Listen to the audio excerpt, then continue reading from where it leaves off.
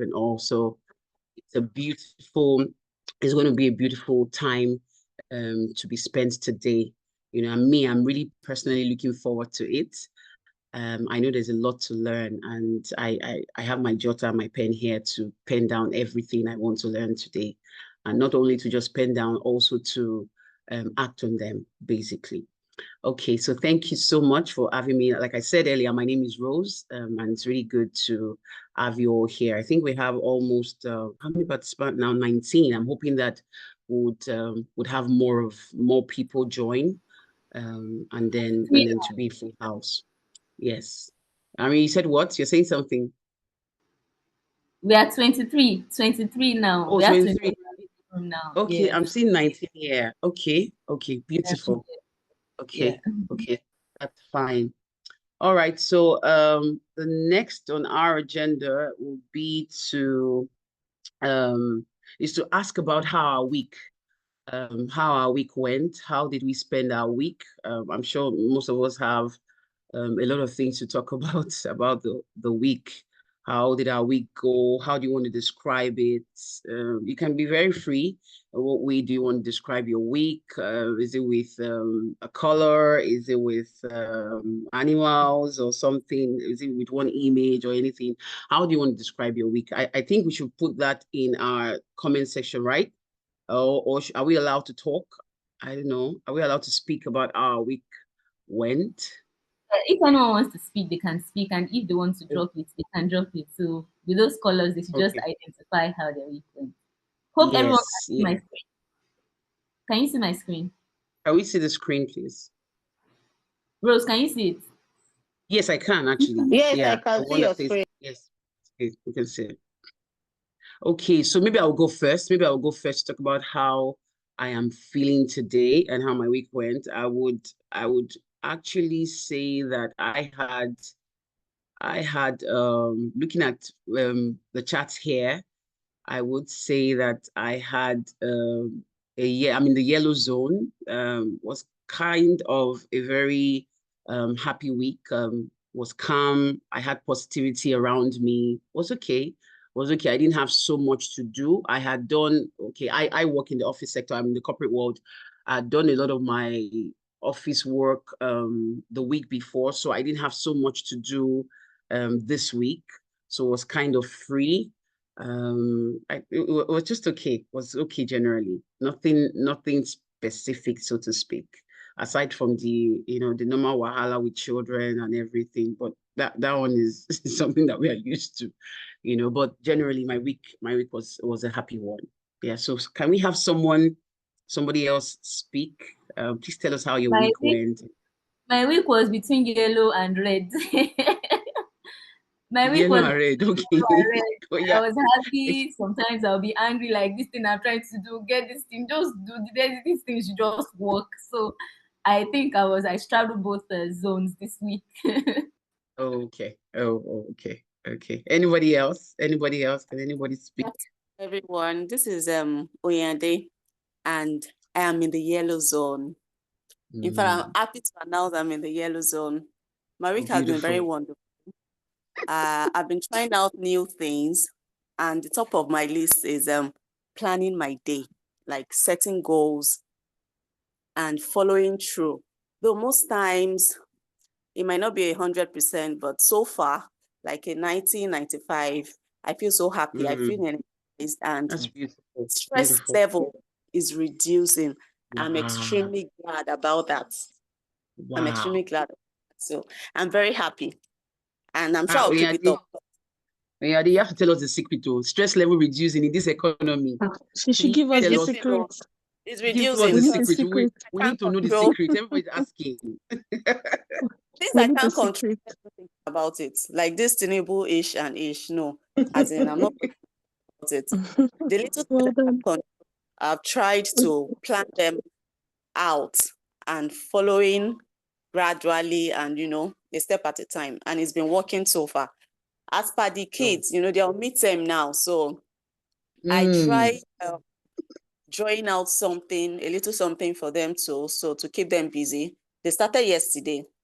It hasn't been working on 100%, but at least It's a new thing, you know. Normally people resist new thing. It's normal, but at least they are trying their best. Like right now, everywhere is quiet, like unbelievable, because there's something they are doing in their own corner. So we're just both trying to get on with this new routine of ours, and so far I've been glad. So I'm happy to announce again, I'm in the yellow zone. Yay! Well done. Oh, that's beautiful. Well done. That's really beautiful. I think what I can get from you, Oyade, from what you just said, because we're all clamoring for the secret you're using, but you just mentioned something. It might not look like a secret, but it is. Like you just putting to paper or putting pen to paper on your to-dos, what you need to do, and you're trying to achieve them. That's it. So it's something we need to just take home for us, that we don't really do such, is to just learn from that and put things to paper and work at it. And that's beautiful. Thank you so much, sis. Thank you for that. Any other person? We just have a few minutes for sharing what our week went. Yeah. Okay. Yeah. Hi, Rose. Hello. Hi. Sorry. Good to see Rose and Irene. Can you hear me? Yes, I can hear you. We'd like Dr. Adaobi to quickly test our mic and see if it's working fine. Okay. Yeah. Hi everyone. Can you hear me? Good morning. Yes, I can hear you, clearly, Dr. Adaobi. Good morning. Good afternoon. Okay, We can hear you. My week has Loud been and great. clear. I'm in the yellow zone. I'm really happy to be here. Oh, nice. Beautiful. Good to Feel see really your relaxed. face. All right. Thank you. Speak to you all very soon. Yeah. All right. We're looking forward to having you. Thank you. Thanks. Okay, Temitope, can we hear you? Temitope? Oh, Hi. okay. I think I'm like Oyade too, in the yellow zone, and also like Dr. Adaobi. And just like Oyin said, things I can't control. I think so far so good. I've been in that state of mind where I do not let anything affect or, supposedly affect my day. You know, when you wake up, sometimes there's that when you wake up and you're bright and happy and sharp, and suddenly maybe NEPA decides to do their thing, or something just goes wrong, your car decides not to start. And then I just told myself that, nothing can take my joy. I think that's the word. And it's been my mantra. And the fact that I started something, it's not like it's something I've been doing, but, I haven't done it in a while. And I told myself I wanted to do like a 5-day streak, that week streak. And I'm talking of when you're going to work, you have to go to work, and then I have to get it done. Basically, I said I was going to start exercising. I really do not care. Even if it's 10 minutes, between 10 to 15 minutes. And guess what, ladies? Be happy for me, ladies. I've done 5-day streak. Today makes it 6 days. So I'm going on. I'm sure by the next class, I'm going to be telling you, I'm on my 14-day streak. So it's it's been crazy, but trust me, I've just determined. And I think it's also part of the things I learned in some of the classes. There's something that consistency also does to your mind, to your emotions, and of course does to your day. So it's really nothing big, but it's something I've been doing way before then. Suddenly, we just grow up. Adulting is adulting, everything is going so hard. But I'm so glad that I'm in that space where when you just say breathing, then everything is fine. So in short, nothing takes my joy. So it's my mantra.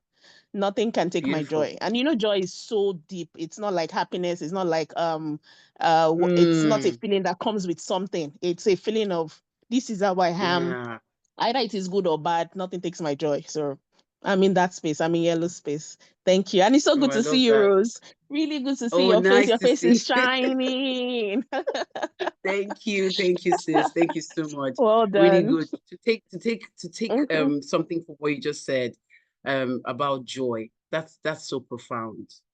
Joy cannot be. You can't say joy. Joy is not happiness. It's different. There is just something very unique about it. It's not conditional. It's not. And that's I love that part about what you said. Thank you so much, Temitope. Really good to hear from you and see your face too. Okay, so one more person, and then because we're pressed with time, we don't have so much time in our hands, so we can just move straight to the order of the day. Does anybody have anything to say? Anybody else? I have something to say. Beautiful. Tosi, hi. It's so good to see you, Rose. Hi, Tosi. Same here. I just wanted to chip in on, through the classes, we had one particular class that told us to write something positive about yourself, like you're proud of yourself, write it down and put it in a like a bowl or a jug or something.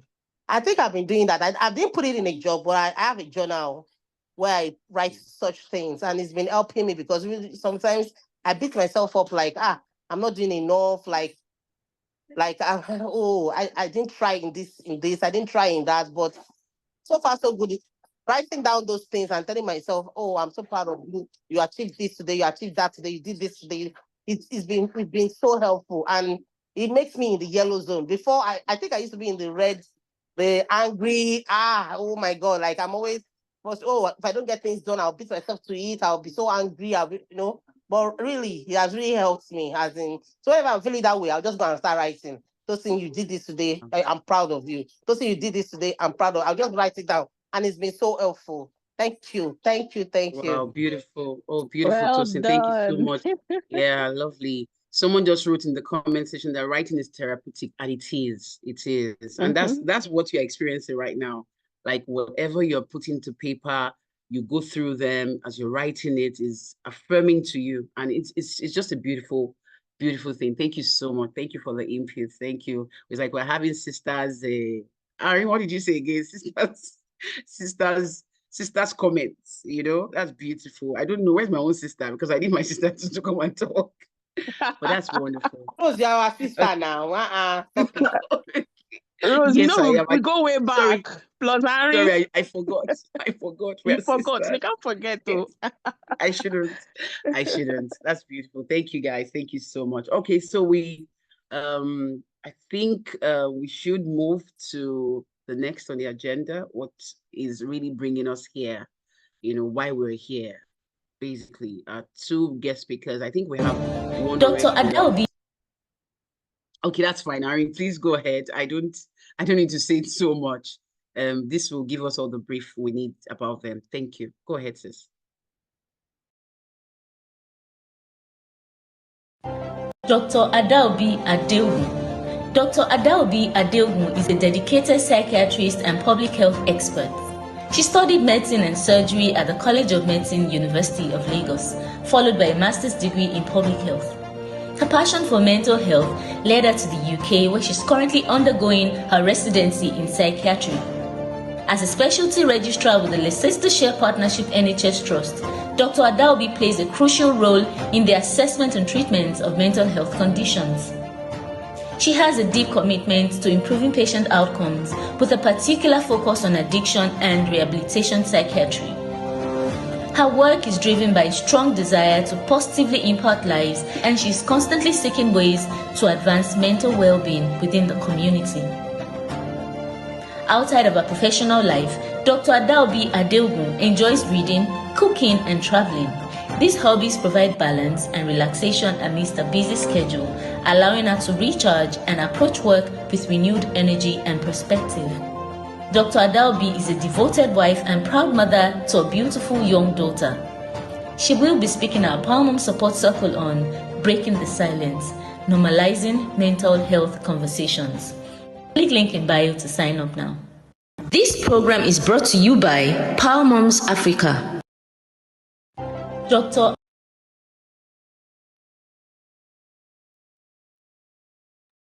Okay, everyone, let's make welcome Dr. Adaobi. Can we give her a round of applause? I know we're on Zoom, but let's just give her a round of applause.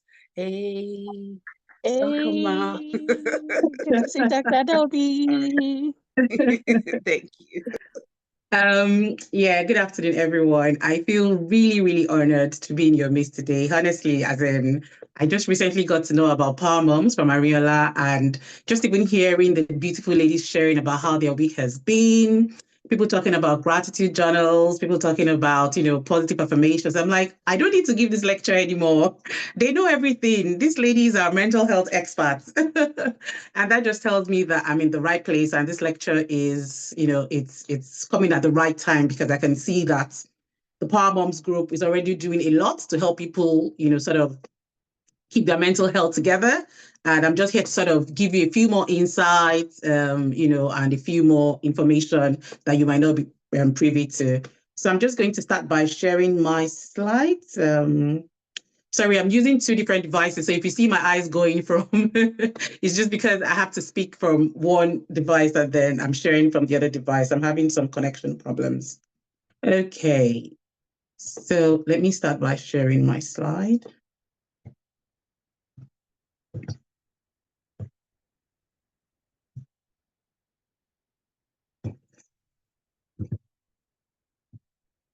Okay. Is that showing now? Yes. Yeah, okay. It's clear. Yes.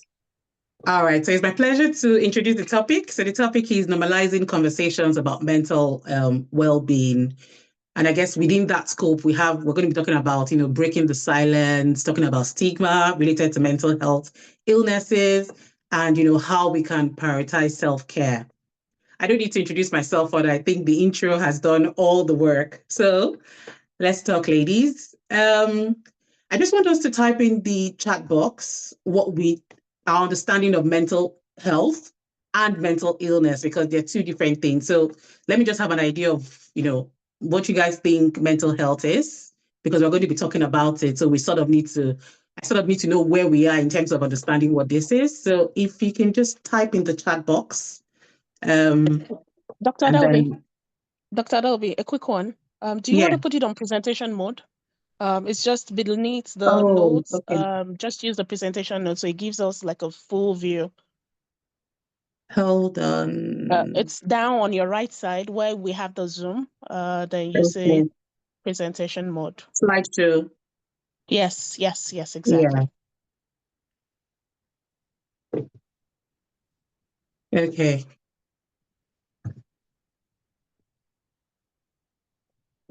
You might need to click on it one more time. Mm-hmm. It's moving now. Can you see? It doesn't seem to be moving on. I think on the sharing is not moving. Okay, so maybe we'll just leave it at that. I guess maybe it's Zoom. I know Zoom have some of the issues like that. So I think we'll just leave it. I think it's just Zoom issues. Okay. Yeah, I'm not sure why it's not allowing me to do that. I'll just move the slides. Yeah. Okay. So can we just type in the chat box what we think mental health is, what we think mental illness is?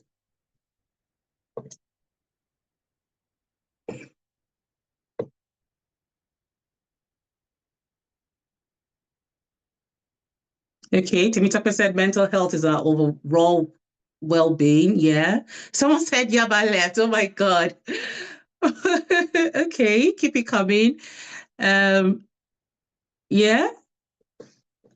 Sorry, I just need to look at the chat to see what is there. Someone said mental health is basically how stable our minds are. Yes, mental health is knowing about your mental states. Well, yes. Okay. Mental health refers to a person's emotional, psychological, and social well-being. Yeah, that's like textbook answer.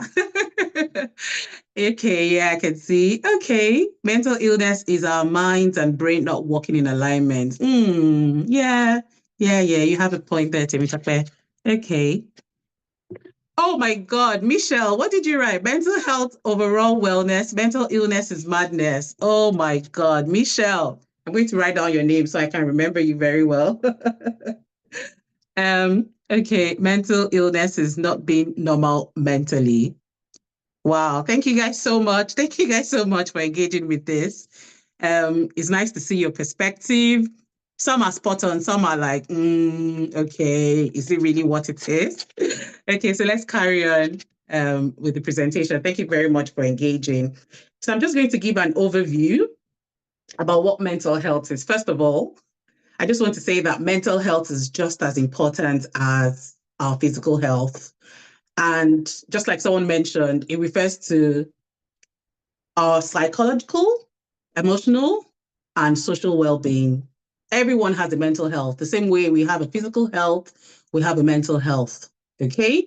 And it actually affects how we feel, how we think, and how we behave.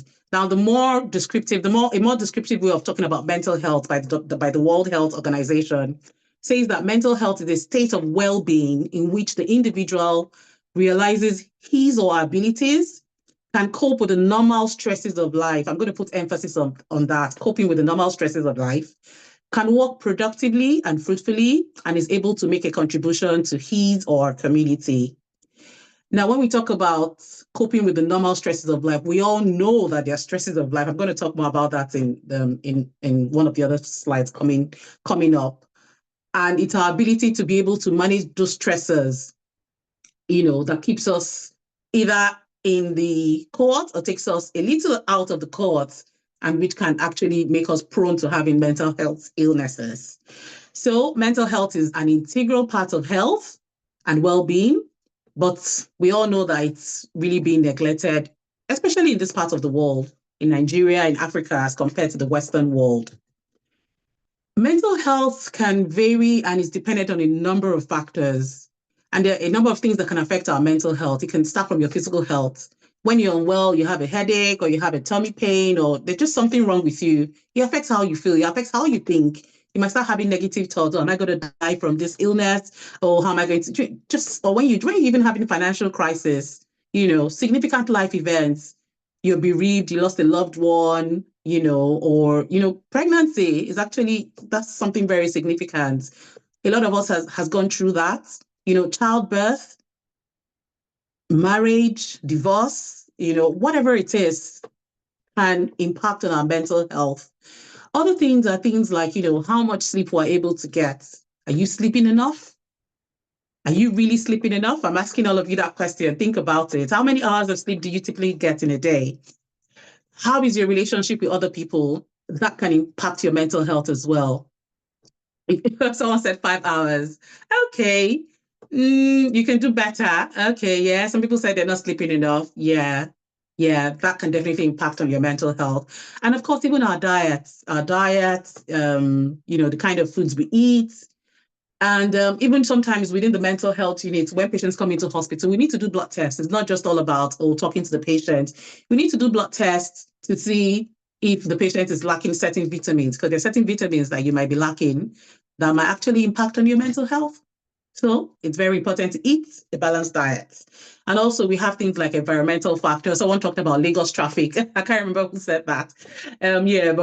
Environmental factors, societal factors, all the Tinubu problems, sorry for the Tinubu fans, but all the Tinubu problems in Nigeria, cultural factors, all of that can impact on our mental health.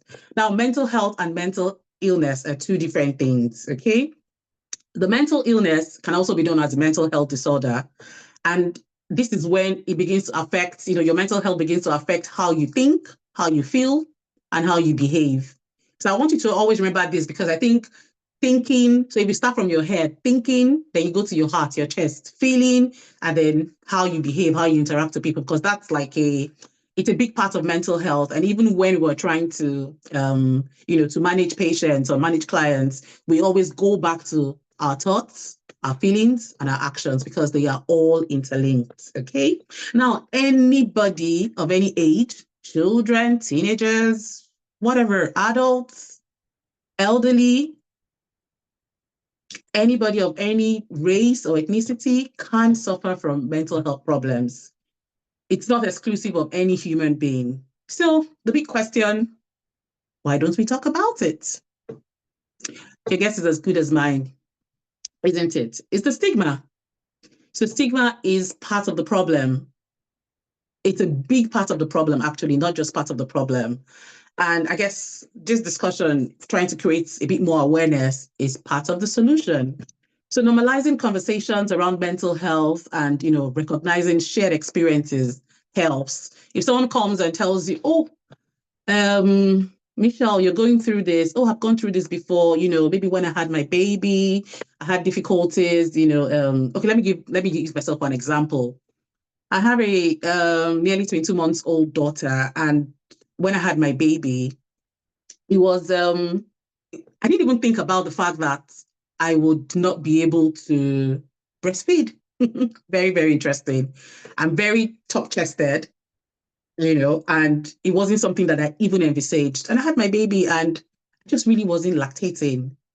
I tried everything. People said, take Ogi, take this, take that, take oats, I tried everything. And then my baby was losing weight.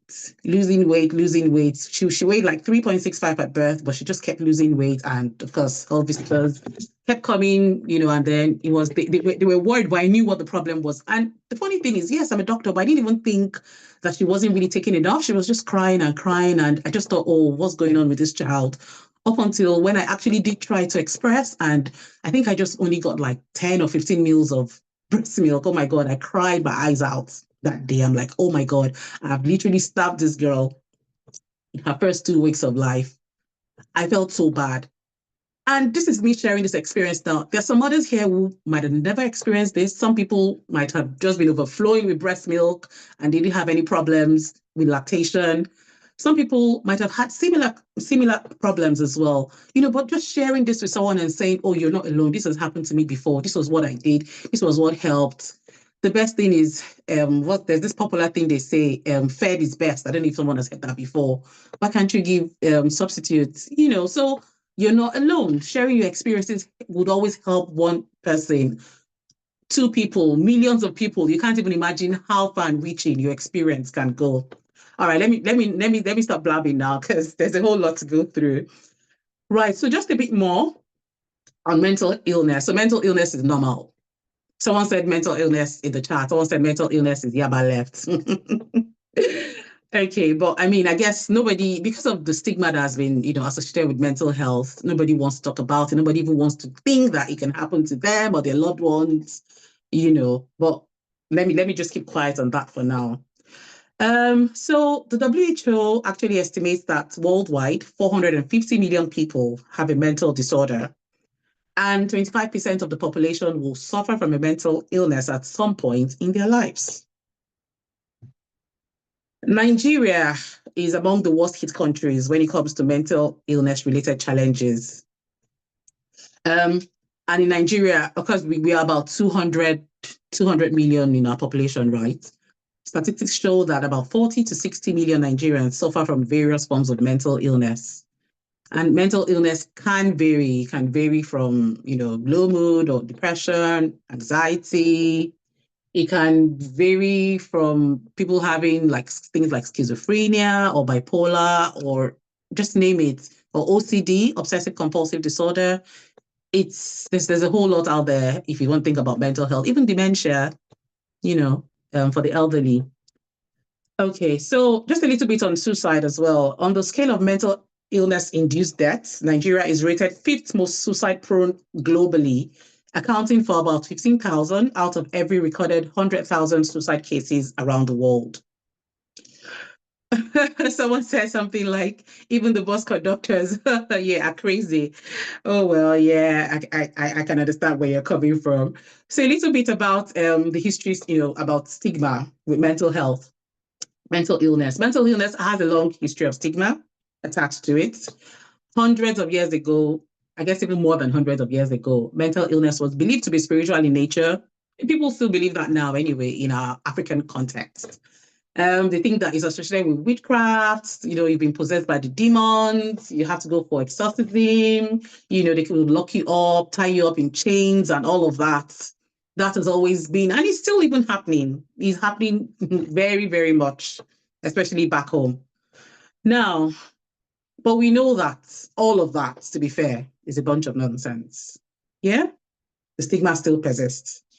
And social media doesn't help. It doesn't help at all. The news, the media, whenever they're acting movies, they usually like to portray the villain as someone who's mentally ill or unstable.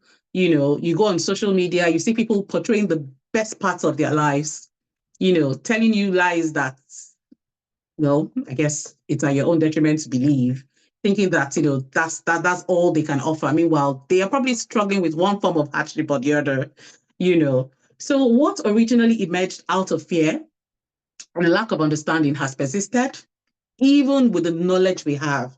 Even people who are really, really educated, like the elitists, they still have this preconceived ideas about mental health. But guess what? It's time to end the stigma. It begins with me, it begins with you, it begins with, every one of us doing our own part wherever we are. I'm just going to talk a bit about the barriers to having mental health conversations and trying to understand where the stigma is coming from. I've talked a little bit about it, but this slide shows that we have this cultural perception of mental health, which I talked about, just a few minutes ago. And this has led to mental health being considered as a taboo topic. There's been times when mental health patients are dehumanized, they're abused, they're in chains, they've been forced to drink all sorts of concussions or medications, being treated in unsanitary asylums, and then of course some of them just run away from these places and you see them on the streets, roaming the streets. It's honestly, it really breaks my heart. If I really think about the practice here in the UK, I know we have some laws in Nigeria, but I'm not sure I don't really think we use those laws. So as compared to this, I just want to give you a picture. So, in Nigeria, we can just come out on the streets. Although it's been long, I actually saw madmen on the street, to be fair. What we usually call madmen. Sorry, I shouldn't be using those words. But yeah, that's what we are familiar with, back home. So compared to here in the UK, you wouldn't really see a madman roaming on the streets. Why? Have they increased? Wow. That's crazy. To be fair, I can't remember when last I saw a madman on the streets of Lagos, but there are plenty madmen in Lagos. Rose. Okay. But I guess the point I'm trying to make here is the UK has what we call the Mental Health Act laws, which means that even if somebody is mentally unwell and they don't have any insight, they're on the streets, they're roaming the streets, and they don't want to come into hospital for one reason or the other. There's a legislation in place in the UK that makes these patients compulsorily come into hospital. So the patient has to be assessed by 2 doctors and a nurse. And then, based on the assessments, the patients will be put on a section, they call it section, and then they come into hospital, they get treated against their will because they need to be well. And I think that's just beautiful. I mean, of course, because there's some legalities around it. Some people, we need to be careful how we use it, even as clinicians. We also want to respect the patient's right, the patient's dignity. And it's so interesting how that even the patients, even if you come into the hospital under a section, these patients can actually appeal. They have 28 days to appeal that section. So the government provides them with lawyers, solicitors, who for free of charge, who comes to the patient, talk to the patient. They'll tell the patient, okay, why don't you want to be in hospital? Even if the patient says nonsense, the patient is even saying blah, blah, dash. The lawyer will still go and argue for the patient. It's very interesting. But it just tells you how that, the disparity in the level of care that people receive across countries. And a lot of these patients get better, they're supported to be integrated back into the community. But we really don't have things like this in Nigeria. And of course, limited access to mental health service. That's just where I was just going to as well. And of course, we have fewer trained mental health professionals, and even the little ones that we have are all doing JACMA 1.0. They're all leaving the country. It is really, really sad. But I guess everybody is trying to do what is best for themselves and their families. So each to their own.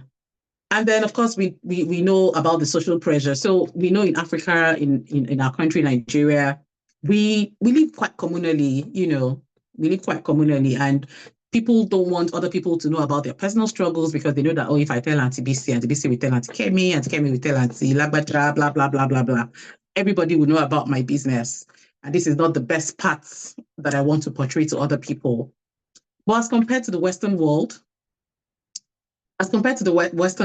they are a lot more individualistic in their approach. So people just like to be on their own. And that can also affect, I even think that's the reason why they have more mental health problems, because everybody is on their own. You probably don't even know who your next door neighbor is. You can live there for 1 year. You don't know who your next door neighbor is. It's just so sad. There's times when people have died in their apartments. They've literally died for days and weeks and nobody knew that this person was dead. Why? Because they're just loners. They don't have friends. They've got a contact with family. It's just really crazy. And then, of course, we have the gender dynamics as well. where, showing that it's a sign of weakness. Men don't want to show, that they're weak. African men are expected to be stoic in nature. And we, the women, are expected to just endure hardship. It go better, it go better, it go better. Everybody just keep enduring. Of course, it go better. We know it go better. But there are times when we need to speak out. Then we should speak out. Right. So let's talk about normalizing mental health conversations. How can we normalize these conversations? How can we break this silence surrounding mental health? The first stage, I think, starts with talking, talking about mental health, talking about it, being open to listening to what other people have to say. When someone is sharing, an experience or a difficulty that they're having, just even listening. There's this popular saying that says a problem shared is half solved, or something like that. I can't remember how it goes, but that's really true. That's really, really true. And then it's like I said, it's not a secret that talking about mental health in our society is almost like a taboo. But when you're actually speaking to someone, when you're saying, "Oh, Tolu, how are you today?" Sometimes just even saying, and okay, let's give an example. You're like, "Oh, Tolu, how are you?" And they say, "Hey, Jerry." And then you're like, "Tolu, how are you really doing?" Maybe you sense that, Tolu's demeanor is, somehow she's not really her bubbly self or her chatty self. That alone has already opened a channel of conversation.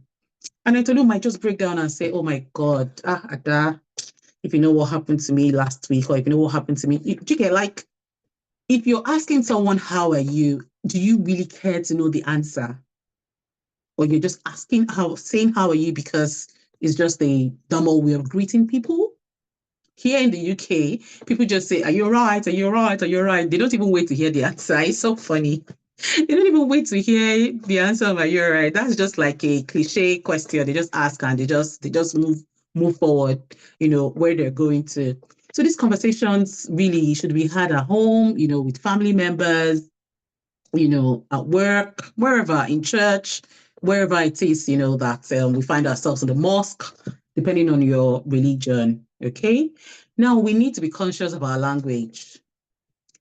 I know even me myself talking today, I've used the word madmen. When I was trying to ask about people roaming on the streets in Nigeria, I've used that term. But those are terms that make people shy away from talking. Saying things like, "Oh, that person is crazy, that person is meant, that person is insane."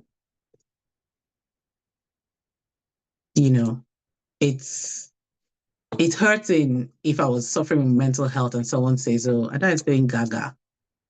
She's insane." And I hear it.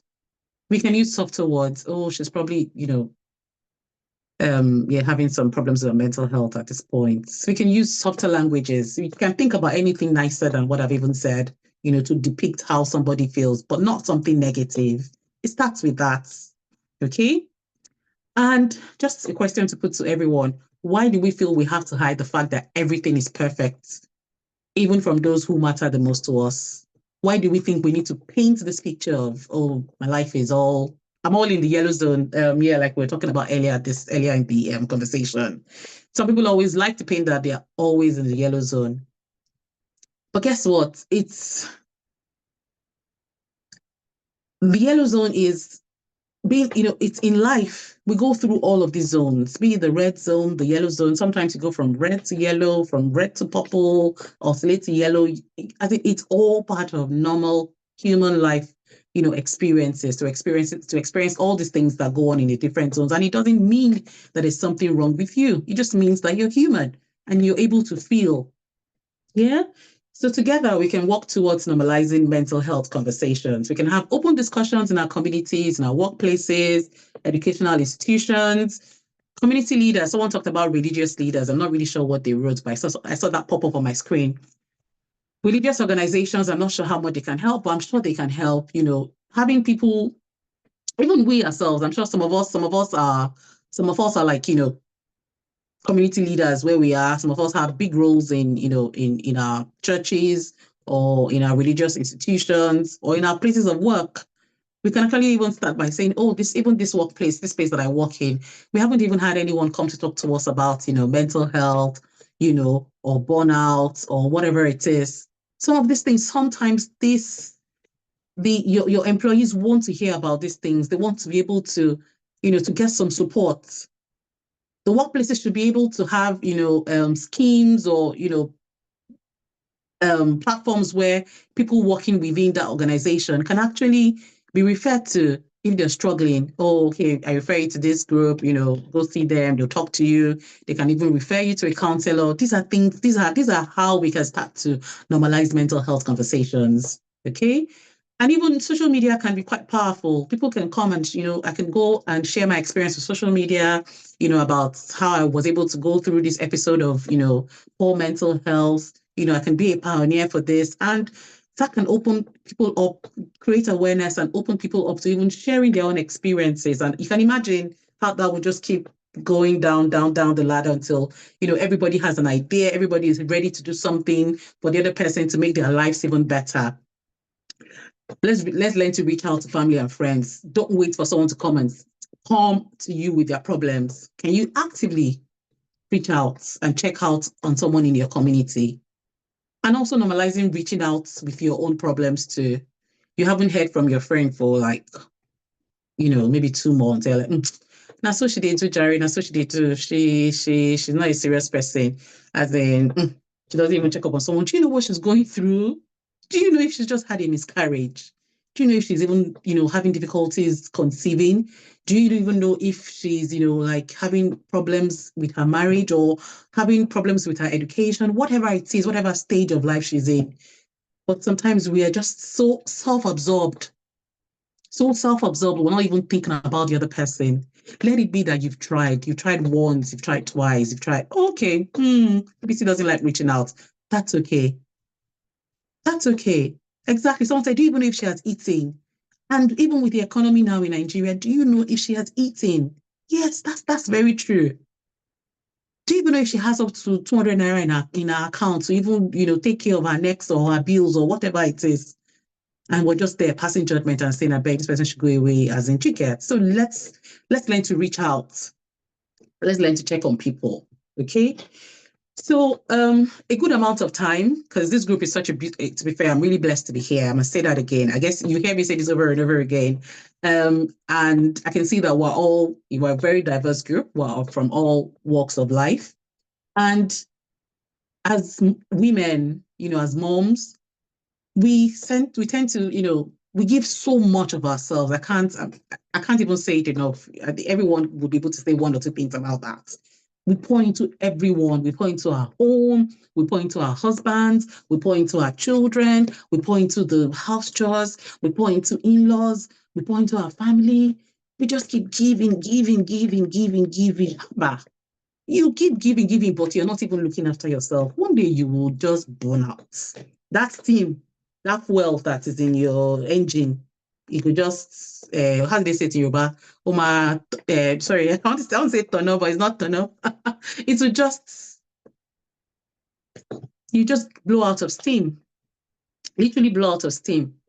Because you can't keep giving without refilling. We need to find time to be able to also fill up our own cups as much as we're giving out. We're nearly like halfway through, a little over halfway through the slide. So I think I'm keeping to time. But I just want to talk about, because mental health embodies, it's a big topic, like you get. So even preparing for this lecture, I wasn't even really sure how much to put in my slides, like, would I be over, giving them too much information or not? But I thought it would be important for me to put some of the warning signs or some of the symptoms that people present with when they are struggling with their mental health. Okay? This is not exhaustive of the mental health conditions, but this is just like some of the common symptoms that people can present with. So things like continuous low mood, you just find yourself feeling low in mood, feeling so low in mood, feeling so sad, feeling hopeless. You don't even have hope, feeling just, you're hopeless, you're helpless, you're feeling worthless. Haba, there's a problem. There's a problem, there's a big problem. You're feeling tearful, you just find yourself crying for no reason. Like, you can't even say why you're even crying, but you're just crying. There's something not right that you've not been able to put together. You find yourself not having motivation to do things or losing interest in things. You were this very bubbly, active person, you know, you were like team lead of things, you know, here and there, but now you're just not, you can't be bothered. Let other people do it, I beg, I know they do again. You know, you don't get any enjoyment. Things that give you joy, you begin not to find the enjoyment in those things. There's a problem. Some people really, really feel anxious. In fact, there's all the different types of anxiety. Let's not even go into that. Some people have what we call generalized anxiety disorder. They're just worried about every day-to-day activity. Everything bothers you. Everything bothers you. You know, how to make this dish, even how to dress your children up, how to do this. You want to visit your in-law, you're already stressed. You want to, you know, make your hair, you're already stressed. Generalized anxiety, everything just they give you stress. It is a big problem. It's also a warning sign that everything is not quite right and you might need some help. Some people have what we call social anxiety disorder. They don't want to go out. They don't want to go out. When they go out, they're like, somebody is looking at me. Somebody is, you know, planning to harm me. Or when they go out, they start to really like feel very anxious, start to have these physical symptoms, you know, start to breathe really fast, have palpitations, start having really sweaty palms, you know, and as soon as possible, they just have to run back home because they can't deal with it. There are people who stay in their houses. I've met patients who stay in their houses for weeks because of that fear of going out. It just can't. It's all anxiety, you know. And then some people even have, some people, it's crazy. Like I can go on and not even just talk about what is on my slide. Or some people can even have, you know, when people like to do, there's some people have obsessions, you know, or compulsions where people always want to do things a certain way.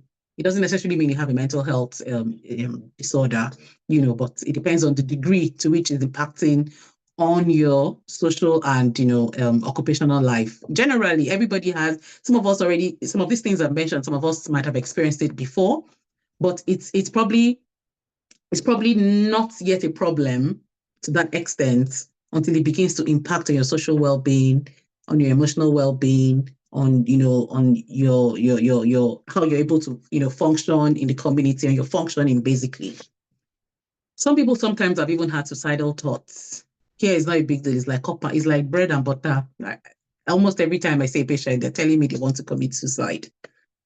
They're saying that, you know, it's bread and butter here. I know it's not really like that back home, but even some people have these thoughts. Even when they have these thoughts, they can't even share it with someone because of how they'll be perceived. Oh, you don't have faith. God got you now. God got you. Nothing do you. Nothing do you. You know, people say, yeah, we know God has got you. But sometimes you need to be able to acknowledge what this person is telling you and see how, I mean, God gave us this knowledge to be able to, you know, knowledge to do so many things in life. And this cuts across the medical profession and all other professions. So why can't we apply that knowledge to help us? So when people start to have, you know, thoughts of harming themselves, some people harm themselves. If I go into details, some people harm themselves, like literally, like take a knife or blade and just start cutting themselves, you know, cutting themselves. You see some patients have marks all over their body from self-harm. And what do they say? They say it helps them relieve that stress, that the emotional pain is so much that they need to be able to find an outlet to let it go. It's even me, I can't even relate, but I see it every day. Every day. Some people swallow objects. I know someone who has swallowed, was it a fork that they swallowed? They had to go and do surgery for that patient. Some people put cigarette stubs into their, like, you know, like maybe you have a wound or you had like a C-section. Some people put cigarette stubs in there. Just things that unimaginable, that you'll be like, is this person okay? The person is not okay now. But it's the person's mental health that is just going south or has already gone south, and we're trying to see what we can do about it. So other things are things like, you know, you find yourself missing work for no reason, like, you know, you don't want to attend social events, you're sleeping too much, or you're eating too much, or you're sleeping too little, or you're eating too little. Either of that, I mean, either way it goes, it can also be a warning sign. or you just have this increased irritability, like everything is just upsetting you, everything is just making you angry. There's something that you haven't, sat down to understand what's really going on. I already talked about not leaving home as much as usual, or people even begin to have increased alcohol use. Some people just start drinking till stupor, or using drugs, or another big one, especially here as well. People just start to decline in their personal care. You see someone that will tell you that they've not had their bath in like 3 months. They've not even brushed their teeth.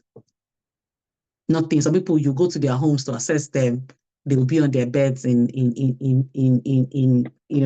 soaked up in poo-poo and urine. You see empty, you open the fridge, you see loads of bread filled with mold and, all sorts of empty packets or rotting, expired packets of food everywhere in the house. People start to, personal hygiene is poor, they decline in their self-care. It's some of the things that tell you that something is, not right. Yeah, someone talked about hoarding disorder. Yeah, that's it, but that's something else as well. Some people hoard. They just hoard, they just want to hoard everything. So mental health can also even affect our physical health. Yeah, exactly. And it can cause pain. Some people just have this pain everywhere. They're just having pain. They go to the hospital. They've done all sorts of tests for them. They can't find any physical cause for the pain. And this is then when we start saying, oh, the person is having psychosomatic symptoms, like psychological that is expressing in the physical. I can go on. And of course, there are other more everything is serious, but there are other things like, okay, people start to have people begin to hear voices, begin to feel like, they're hearing voices that other people cannot hear. I'm like, Shadi, did you hear? Someone just said something to me now. Did you hear that? And Shadi is like, no, I didn't hear. Or I'm just saying things that other people are not saying. Some people have experiences where voices are telling them to kill themselves, or telling them things like, you're not good enough. What's the point being alive? You're not good enough. You're this, you're that. You can never make it in life. People have varied experiences. Feeling very paranoid, just some people have magical thinking. They'll just come and say all sorts of things that you're like, where did you even start talking about, the supernatural worlds, the anatomy, they just bring all sorts of things together that don't even make sense. But of course, it makes sense to them. So that's a bit more, those are like some other symptoms that I didn't put in the slide. So this is just to give you an idea that, mental health varies, symptoms, it's a very, very wide curve with the symptoms that you can have with mental health. But let's leave all of that. So I've seen some of the comments in the chat. People are like, oh, we don't have this type in Nigeria.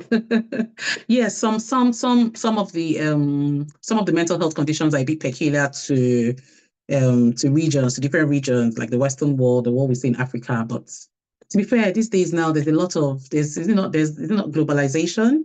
People are moving from everywhere, jackpine up and down.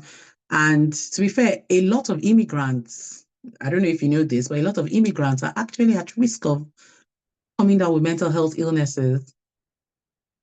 Actually, for people who have schizophrenia, there's some data, I can't remember the exact amount, that shows that immigrants actually are more prone to coming down with schizophrenia.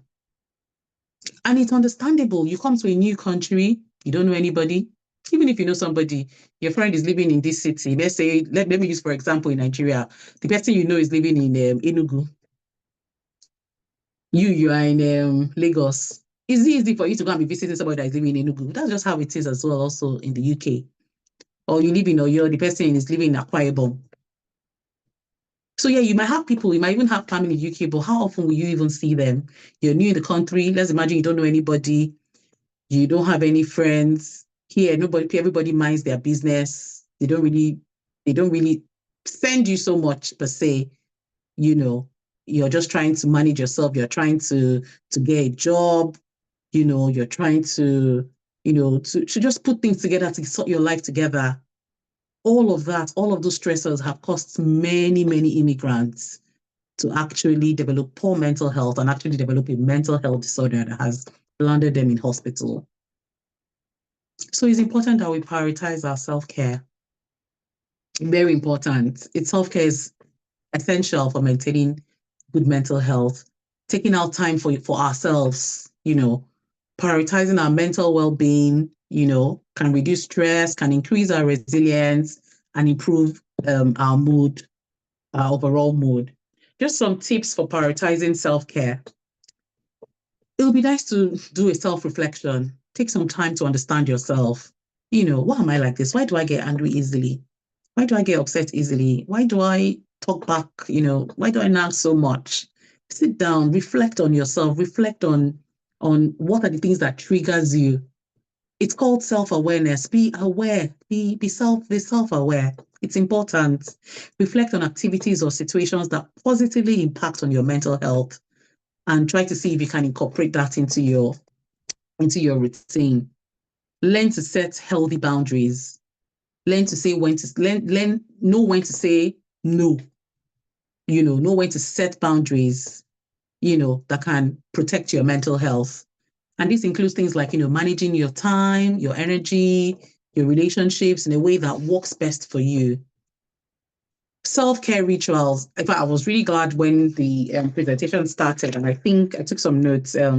Josie and Michelle were talking about gratitude journals. Brilliant. You need to care for you. You need to be able to tell yourself, I'm thankful for today because, and you have to write the reason. You have to write the reason why you're thankful for today. Just things, you look back on those things and, you're like, it's almost like you're counting your blessings. Because sometimes it's only natural as human beings. We always tend to see the negatives. The negatives almost always outweighs the positives. So having a journal where you're looking and saying, oh, yes, oh, wow. You wouldn't be like, oh, my God, did I really go through all of this? Like, oh, this is beautiful. My day really went really well. My week really went really well. That's a good way to, to prioritize your self-care. Do activities, if it's exercise, someone talked about exercising earlier on. I think that's also good as well. You don't necessarily have to go to the gym. Some people you can join, like there's so many things on YouTube or even other apps, that help you with some routines at home. Some people even like dancing. So you might join like I'm not sure if it's the Pilates class or some other dance classes, that can help you just relax. Whatever it is that you think gives you joy or that's, that would help you feel better. Just do them. Engage in a hobby that you like. If there's something you've always wanted to do. Because the thing is, you know what? We don't want to look back when we're 80, 90, and we're like, oh my God. I read something recently on social media. Someone was saying, when you're quite much older, you're not going to be thinking about, your work or your colleagues or things like that. You'll be thinking about, oh my God, how things, how times you spent with your family, things that you did to fulfill yourself, things that made you happy. You don't want to get to that age and start regretting, oh my God, maybe I should have done this. Maybe I should have taken this step that I'd always dreamt about, thinking about the things that limited you. No. You want to be able to look back and feel a sense of self-actualization and fulfillment. Things like breathing exercises, sometimes it helps. If you're someone who's quite anxious, as in you're anxious about things or you get angry easily, before you just want to shout, you can just take your time and just breathe in and out. Just tell yourself, okay, I'm not going to react the way I normally react. I'm just going to breathe in and out, breathe in and just breathe in and out for literally just 1 minute. It will really help. Some people even just say they just count. There's so many types of distraction techniques.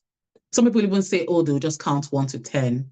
Like they're going really crazy. I'm just going to, just count 1 to 10 in my mind.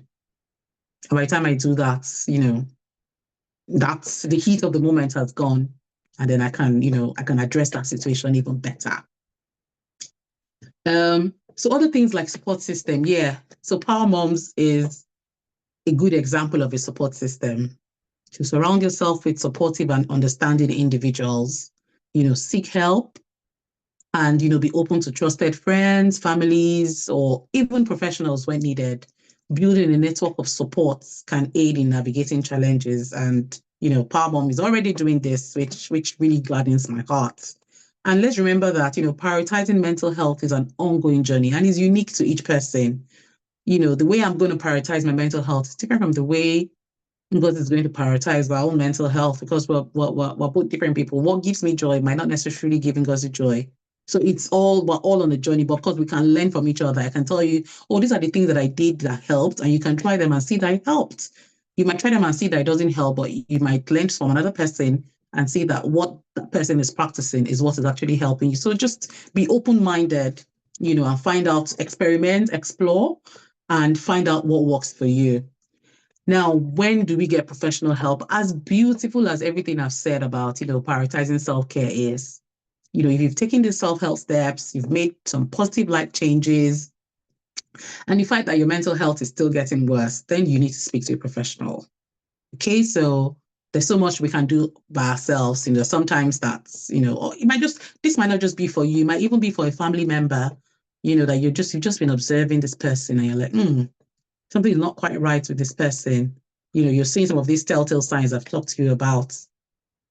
This time, that's when you're like, oh, I think family has done everything. Family has taken him to church. They've done this, they've done that. Things are not getting any better. You need to advise them to seek professional help. And to be fair, needing additional help, professional help, it doesn't mean that you're weak. It doesn't mean that you're weak. Just like sometimes, with depression, for example, there's something we call like a triad, where people have negative thoughts about themselves, people have negative thoughts about their environment, the world, people have negative thoughts about the future. So sometimes the negative thoughts are just there, they're just clouding your being.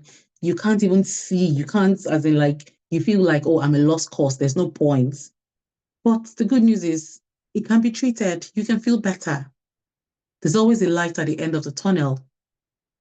You might just be one counseling session away from feeling better. You might be one pill away from feeling better. It might be a combination of things. It might be a combination of therapy, a combination of medications that may make you feel better. So let's know when to seek professional help. And then don't forget about all of these self-help tips. Even if you're receiving professional help, some of the things I've shared here usually would actually even be part of your treatment plan, and it can help, to speed up recovery as well. Just a little nuggets. I'm nearly done. Just about 2 more slides left to go. Let's remember, when you feel better, when you're clear of purpose, when you feel less burnt out, you even have more to give to the world. You have more to give to your family, your workplace, wherever it is that you contribute to in your day-to-day life. So let's commit to prioritizing our well-being, not just for ourselves, but for those who depend on us day in and day out. I've put in some useful resources. So there's some applications you can download. We use this here quite often. There's an app called Stay Alive app. So for anyone anyone who's been experiencing suicidal thoughts, or, that is a very beautiful, beautiful, beautiful app, that can help support them and help them manage those thoughts. If you're one person who really struggles with anxiety, there's Stay Alive app. There's the Calm app. That can help, talks about helping to improve with sleep, help to lower stress levels, to reduce anxiety. It also provides some guided meditations, some breathing and stretching exercises as well. There's also one called Headspace. Headspace is a science-based app that helps with mindfulness. Mindfulness means more like helping you to be present in the moment. And meditation, it provides with unique tools and resources that can help reduce stress, build resilience, and also help with better sleep. So you can just download this on Play Store, or for those who use Apple, whatever app you need to download that on. And that brings me to the end of my presentation. Thank you very much. I hope it's been a very useful one. Thank you. Thank you so much, Dr. Adaobi. Oh, you were just about to say something. I don't want to interrupt. Yes, sorry, I wasn't sure if there was someone who come and sort of moderate the session, like in terms of questions, because people might have comments or questions or clarifications. So yeah, I'm open to that. But yeah, over to you, Rose. Thank you. Yes. Yes, thank you so much, Dr. Adaobi. This is something we should be paying some amount of pounds for. Thank you so much. I've learned a lot of things. I've just been jotting down that I've joined a lot of things. So many things to learn, so many things that I used to think I know before, or I used to think I know, but that's not the knowledge. You just made it more correct. Thank you so much. And I don't know if we would have questions now. Yes, I think we should have questions now. Please, if you have a question, you can unmute and then ask your question, or if you just want to write it in the comment section, you can do that as well. We don't have much time, so let's be about. Okay. Any question? Any question? All right. Good afternoon, everyone. Good afternoon. Good afternoon, Amanda. I'm a health practitioner. So there's this thing I would like. Hello, I have a question. Yes, I have a question. Okay, I would like we'll take that after you. ask. Go ahead. Okay. Oh, okay. Hi, Rose. Can you hear me, please? Sorry, Harriet. Someone is speaking already. No, Samantha is speaking already. Yes. So after her, you come up. Thank you. All right. Yeah. All right. Okay. Good afternoon again, please. I'd like to ask there's this depression that happens after delivery, because I also experienced it. I experienced it when I put to bed. Whenever I put to bed, there's this mood swing, something like sometimes I won't be happy, and it happens when I newly put to bed. It happens for a specific period of time, and I know I'm not the only one facing such situation. I know it's called a postpartum depression or something, and also this has to do with it has to do with our mental health as well. Please, I would like to know, how can we overcome that? Because when I put to bed the first, the second, I experienced such that nothing is wrong with me, but I'm just angry for nothing. And sometimes I will be so depressed that I will just look at the child and be like, please leave me alone. The baby will be crying, and just to maybe the child needs cuddling, but that thing, I don't know. But please, I need you to explain on how we can undo that when it comes, or whenever it arises as a mother. Thank you.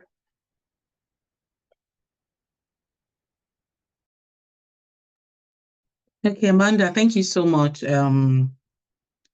for your question and your comments. To be fair, postpartum depression or postpartum psychosis or postpartum blues, baby blues, as someone has just mentioned, it's a big topic on its own. And it's something that we need another presentation to talk about. But we sort of, in our environment in Nigeria, we underestimate the impact, pregnancy and childbirth has on our mental states, like you mentioned, on our health, on our mental health, on our mental well-being. A lot of women experience these things, but it depends on the degree. So it depends on how long you're experiencing this. There's a duration of time that I can say, oh, she's having postpartum blues. If it persists a bit longer, I might say you're having postpartum depression, and based on the symptoms that you're having as well.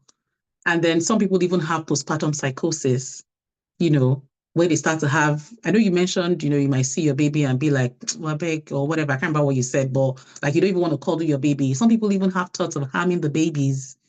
Some people have actually harmed their babies, killed their babies, have killed themselves. So it's a big, big, big topic that I'm happy to come back here, Ariella and the Power Mom Circle group I'm happy to come back here to give that discussion another time, you know, but what can you do? You need to speak out, because family members will say, you're just being lazy. She's just being lazy. She doesn't want to do anything. He doesn't want to do, you get, like, people will just say, there's nothing, it's normal. You're not the only one that's experienced it before. Mrs. Lagbaja experienced it. So your own will not be different. You know, a lot of times those feelings can just wear away. You feel better, you know, after some time. But some other times it persists. And that's why I said you need to know when you need to seek professional help. So there's really no one or two things I can say that would help, but you need to know when things are beginning to get worse. You need to seek help. You need to speak to the doctor. You need to, you know, see how you can get referred to see a psychiatrist. Because here usually you have to see we have like what we call the perinatal team that manages, you know, it's so robust here. Unfortunately, so we don't have those some of those resources to a large extent back home. You know, we have a team that is dedicated to helping women who are struggling with this. In fact, from pregnancy through childbirth, and even up to 18 months after they've had the baby, these mothers are under this team because they need to put an eye on them. So my advice to you is, when you're feeling like this, don't feel that you're alone. Speak to someone. When you feel like things are beginning to get worse, you're beginning to have, some people, like I said, have intrusive thoughts of doing, you know, very horrible things to the baby, and I've actually done it, or even to themselves, please get professional help at that time. Okay? Thank you. I know they're also sorry. Yeah. Okay. Hello? Sorry, ma. I want to. Yes, I can hear you, ma. You know, this issue, I know I'm not the only one that will be passing through such, even here. But the thing is, like you've said earlier, sometimes the family feel the woman is lazy and won't want to do things. And mostly, I think that's been my case here. Whenever I'm passing through such, if I want to really open up and maybe tell someone about it, that this is what is going on with me, either my husband's siblings, I hear something like, I gave birth to how many kids already? Nothing of such. You're just being lazy. Yeah. Stop saying that. So something like that gives that depression. It brings in more, even when it should be healing, because at least sometimes soothing words makes it heal, and you feel, okay, you're not alone in this. But when the case is the reverse is the case, whereby we're being talked down on and feel that's laziness, there's nothing wrong with you. How many child you have you put to bed, and you're telling us this? And also, is there a way that when this case arise, how can women help themselves? Can they go themselves to see a therapist or something that could help them? Is it a thing? Because most therapists will say, okay, they want to see the husband and the wife, and it might not happen that way. Can we women, can we do that ourselves without involving our spouse? Well, I think to answer that question, it depends on the dynamics in your home. Every home has different dynamics. Some spouses operate independently of each other, even though they're still working together as a team. But you know, I can just wake up today and say, oh, I want to travel. I'm going for a holiday with my friends, and my husband, to be fair, he's not going to really have a problem with that. Some other people, it will be a big deal. Your husband will even call in-laws and say, "I just wants to leave me and go and do holiday with her friends." So what I'm trying to say here is, you have to know how you have to know what will work best in your situation. If you're trying to explain to your spouse that you're having this problem and your spouse is not understanding, is it that because they don't have the capacity to understand, or they're just purposefully not wanting to understand? You need to do what is best for yourself. Then you need to seek help, isn't it? You can't wait because you know what you're feeling. And unfortunately, because it's mental health, it's not physical health, you don't have any swelling on your hand, or you don't have any broken leg or broken bones that people can see and say, oh, there's something wrong with Amanda.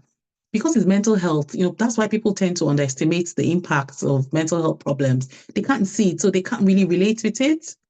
So what I'm saying here is, it's not even just going to see the therapist. You're meant to be seeing a doctor, not just a counselor, because I know a lot now these days, a lot of counselors or therapists will say, oh, come and talk. It's not all about that. When you see the doctor will assess you. I can't really remember how it works back home, but I think even just starting with seeing a doctor first, in a private or a general hospital. It might be private because you want it really fast, or general hospital, and then seeing how they can refer you to appropriate resources, mental health resources available that can help you, because you might just need someone to come and visit you regularly, because that's what they do here. You might just have somebody, coming to have a chat with you regularly. And that, like you said, just talking about it can help ease the pain.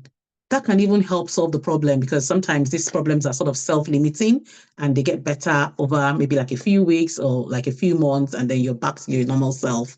But sometimes you would have to need medications to support you for the time being. And unfortunately, so if someone has postpartum depression in one pregnancy, there's a higher risk of having like a 50% chance that the person will have postpartum depression with the next pregnancy. So like you said, it happened with your first, second, and I don't know if you said third, but yeah, it makes much sense to me, because there's a high chance that will keep happening, with subsequent pregnancies.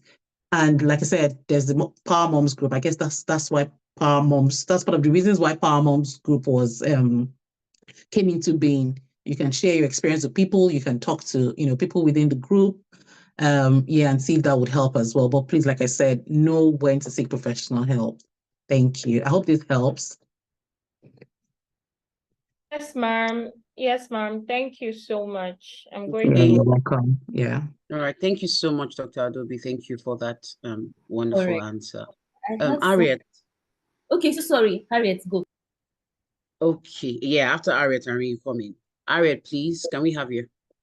Yes, Rose. Thank you very much. Mine is just to thank Ada. Thank you so much, Ada, for a great in fact, I don't know, it was eye-opening. Mine is a question, like when one is having a feeling of inadequate, maybe you compare yourself maybe to maybe your friends, and somehow it's looking like, okay, you are the one that has not really measured up, and it makes you sometimes feel sad. And I don't know if everybody feel that way, but if one is feeling that way regularly and you try to talk yourself out of it a lot of time, positive affirmation and all, at what point do you begin to, are you supposed to look for help? Despite the fact that, okay, fine, you listen to a lot of motivational talks and all that. At what point does it, cross the boundary and become like a mental health issue? And how do you manage this?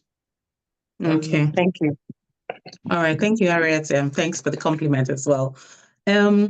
So I'm sure that everyone can attest that at some point in their life they felt adequate. And I think when we first started, somebody posted in the chat saying, I am enough, like a positive affirmation, because sometimes you feel like you're not just enough, or you feel like, this person has achieved this much. It feels like you haven't, achieved that, but everybody has.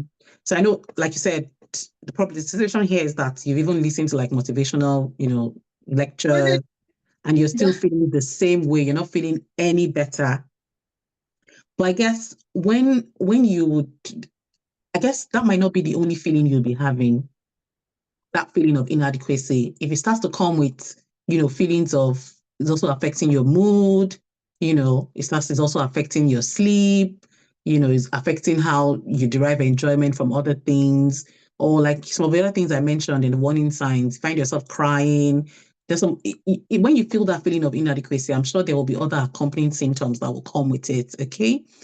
And if you feel like you know yourself best, if you feel like there's times when you feel like you're just sinking deeper and deeper, these feelings of not being enough is just getting worse and worse. And another important thing to look out for is when it's beginning to impact on your functioning, it's beginning to impact on your productivity at work or your productivity at home, or, or on your social life, then you know that that's a problem, and sometimes you might not even need to wait till that, but that's like when we know that that's a big problem. With things like that, what you need to do, to be fair, is just counseling. And I talked about, remember when I started Competitiveness, I talked about keep it in your head that mental health, all you need to know is it starts from the brain, it affects the way you think. Because when you start thinking that you're feeling inadequate, what happens? You start to feel bad. It affects your emotions, right? You start to feel sad. You might start to feel a bit anxious. When you see the person, you might start to avoid them. That the avoidance goes to behavior. Yeah. So you start to have, varied kind of emotions. And with that emotions, you start to act out these things that you've thought about and felt. You start to act it out. So things like maybe you start withdrawing from people, or you start, just behaving a bit abnormally. And this is what therapy really helps with. There's a therapy, it's something I'm sure a lot of people might have heard, something called cognitive behavioral therapy, CBT. It's just called talking therapy. All you just need is maybe like 12 sessions, 12 to maybe 15 sessions, with the therapist, and it's going to be a beautiful resource to help with something like this that you've talked about. It's called talking therapy for lay terms, but it's called cognitive behavioral therapy. You can Google it, and I'm sure with the social media advancement now, I'm sure there might even be apps that can help you with that. So yeah, you can check online. I'm sure there'll be one or two things that you'll find on that. Okay, thank you, Harriet. I hope that has helped. Thank you, Ada. Thank you very much. All right, thank you so much, Dr. Ade-Ogun. Ari, over to you. You have a question? Yes, I have a question, and I also want to note something.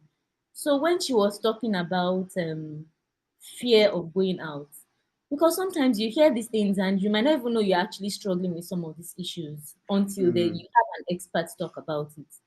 There was a time I literally couldn't go out. Like, I work from home, my business is also from home, so I don't have reasons to go out often. But anytime I have to go out like quite some distance, I'm like serious panic attack. Can I trust this Uber driver? Like, there are times I just sleep off out while he's driving, like, what is that? He takes me away with my children. There was a time we went to see a relative who lost her husband at Lekki, quite some distance, and blowing Uber from Lekki down to my place, so it was going to cost some. So I had to take I was dropped off on the way, and I think from Ketu or something, I had to find my way home. It's been a while I went on public transport, and I was just throwing my head around, like I was really, really panicking, like, what if they're armed robbers? What if they are ritualists? What if they... And I was asking myself, these are places I used to go. These are places I used to pass. What suddenly happened? Yes, I know we have security issues have heightened in recent times, and what really could have gone wrong? And when you were talking about this, I didn't even realize it was a mental health issue. And then maybe I want to go and see my mom or my sister or something, and I have to go quite some distance. I'll be afraid. What if something happens on the way? Like, I never knew this was actually a mental health issue. I'm getting over it. I also still need to work on it, and hearing you talk about it really gave a lot of light into that. Thank you so much. Thank you so much. I don't want to take too much of our time, so let me just drop off here. Yeah, thank you. Yeah, I'm glad. When I was making this presentation, there's some things I didn't put in the slide that I just started talking about just as I was discussing, and that just came up to talk about the different types of anxiety. When I talked about, generalized anxiety, social anxiety disorder, and yeah, I'm glad that, well, God led, because I said, what do I need to say? Apart from just giving a lecture, there's one thing to give a lecture. There's one thing to give a lecture that resonates with the audience. So I'm glad that at least that has given you some insight, so you can understand where that is coming from, and if there's some help that you want to seek, or you want to even know more about it, you can even read more. But sometimes just even having that awareness, helps you know how you can manage these panic attacks, when it comes, so that it doesn't get into something worse. Or let you know when it's beginning to get to a point where you think that this is really, really a problem and you need to seek help. So yeah, I'm glad that that was quite helpful. There are some questions in the chat. I just need to go through that. Sorry, let me see.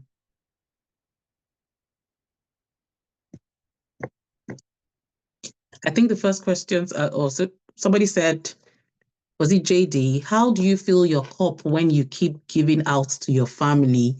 How do you balance rest and all, especially when you have toddlers? To be fair, there's no easy answer to that. We know it is stressful. We know it can be stressful, but sometimes just stepping back and taking yourself away from, I mean, it's not like as if you're going to leave your house and leave your family or leave your, but sometimes you can just tell your husband that, you know what, can I just have some me time? Why can't you just, stay with the kids this for like maybe 3 hours?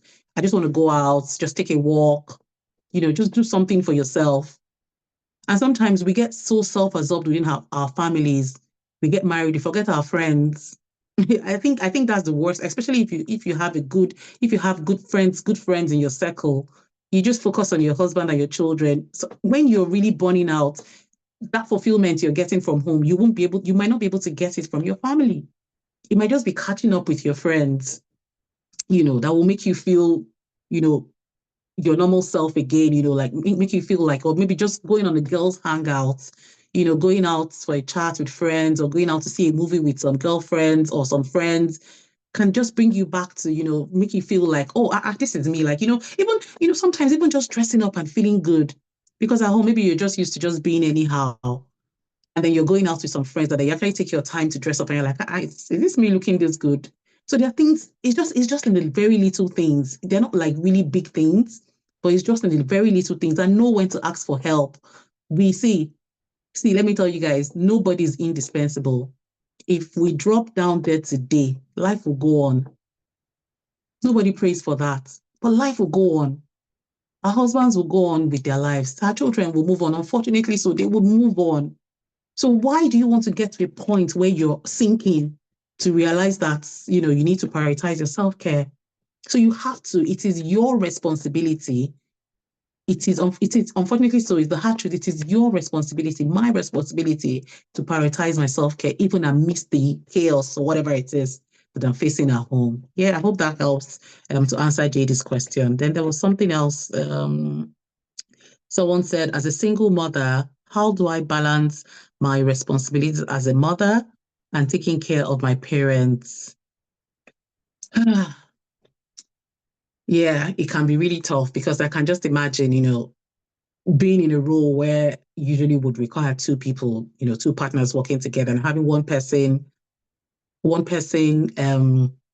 take on that responsibility and also having other responsibilities that naturally comes upon them, as being a child or, having parents. Your parents might even be elderly, they might be aging, they might have some health issues. I'm not going to underestimate the struggle. Sometimes I've thought about single mothers, and I'm like, if I'm struggling like this, just imagine somebody going through this, double of this, with no one to even help or no one to just do certain things, some things that you shouldn't even think about. The other partner should just sort it out. But you have to be the mom, you have to be the dad. So the struggles that single mothers have is quite peculiar, and only them can really understand how much they're struggling. But that's also why it's important to also have a support system. Sometimes even having a support system where you have people who have shared experiences as you. Some people can tell you, oh, this is how I was able to manage it.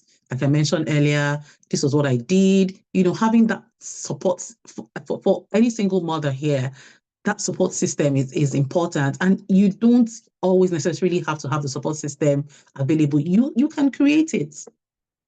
You can create it yourself. You might see that you're having some struggles that are peculiar to you, and you know that other people are also. And that's the beautiful thing that God has given us, right? We see a need and we're trying to meet that need.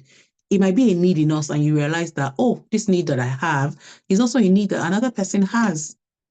So as I'm filling myself up, I'm also feeling other people. I'm helping other women also actualize their self potential, make them a bit more aware of their situation and how they can help themselves. So it will never be easy. It will never be easy, but you need to pat yourself on the back. Sometimes you need to tell yourself, oh, Andrea, I think I'm doing okay. I think I'm doing okay. You need to tell yourself and say, Andrea, I think I'm doing a bit too much now. I think I need to take a step back. You need to be self-aware. You need to, to be able to measure any step that you're taking and appreciate yourself, and don't be too hard on yourself. Yeah? Okay, let's leave it there. Somebody said something else. Is there another question? Okay, I think that's all the questions. Yeah, I think we've exhausted all the questions, yes. But somebody's raising their hands up. And unfortunately, that will be the last question that we'll take today, as we're pressed with time. This name is the Billionaire Dentist. Wow. Please, can you speak? Somebody else, Michelle too. Hey, wow. Okay, let's have Billionaire Dentist first speak up, and then let's see if we have some little time to give Michelle to answer. Okay.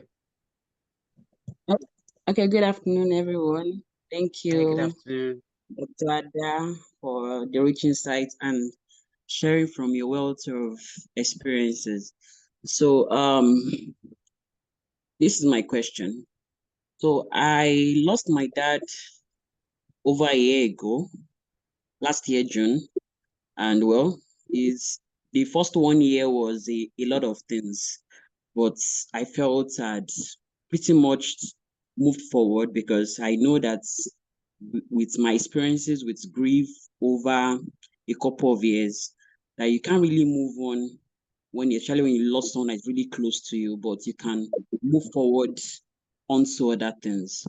But I realized that in recent time, maybe in the last couple of months, like everything triggers me. Is if someone is talking about death around me, it comes as a trigger. If someone says something, maybe in relation to my dad, maybe something, not necessarily not something bad, something good, it triggers an emotion. Sometimes I get into panic modes. Recently, this week, there was something that's a good news that is actually good news related to my dad's elder brother. And really, it was something that my dad looked forward to. And sadly, he's not alive to witness that good thing that has happened. And it triggered an emotion. I was crying endlessly for almost an hour more. And after I cried, I was like, what just happened? This is good news. Why are you crying? I'm sure you would also have been glad to see this happen if he was alive. So I just realized that maybe a song, a movie. So I'm now wondering that I can't avoid having conversations. I have no control over movies I watch, over songs that play, maybe on the internet, a conversation someone is having with me. And what can I do? Sometimes I wonder that, or was it that I didn't maybe I assumed I'm moving forward from that incident. Okay. And I'm also thinking that could it be because I had to lose people back to back over 3 years? So could it, I'm just trying to, I've actually been thinking, I was like, should I ask this or no? But I just felt, okay, I think this is a good place to ask. And even recently, I'm like, do I need to speak to someone? There's something I need to do. I know I live in Ibadan, Nigeria, and it's not a common thing to go to someone there and you'll be fine. Believe in God. I'm a believer, and there's a way they will just push you into a corner and be like, you'll be fine. You're not the only one that has lost someone. You're not the only one that have lost a dad. I'm just in what else? What can I do better? What else do I need to do? This is something I will live with forever. There's nothing I can do about it that's happened. But what can I do to at least move on or move forward from this?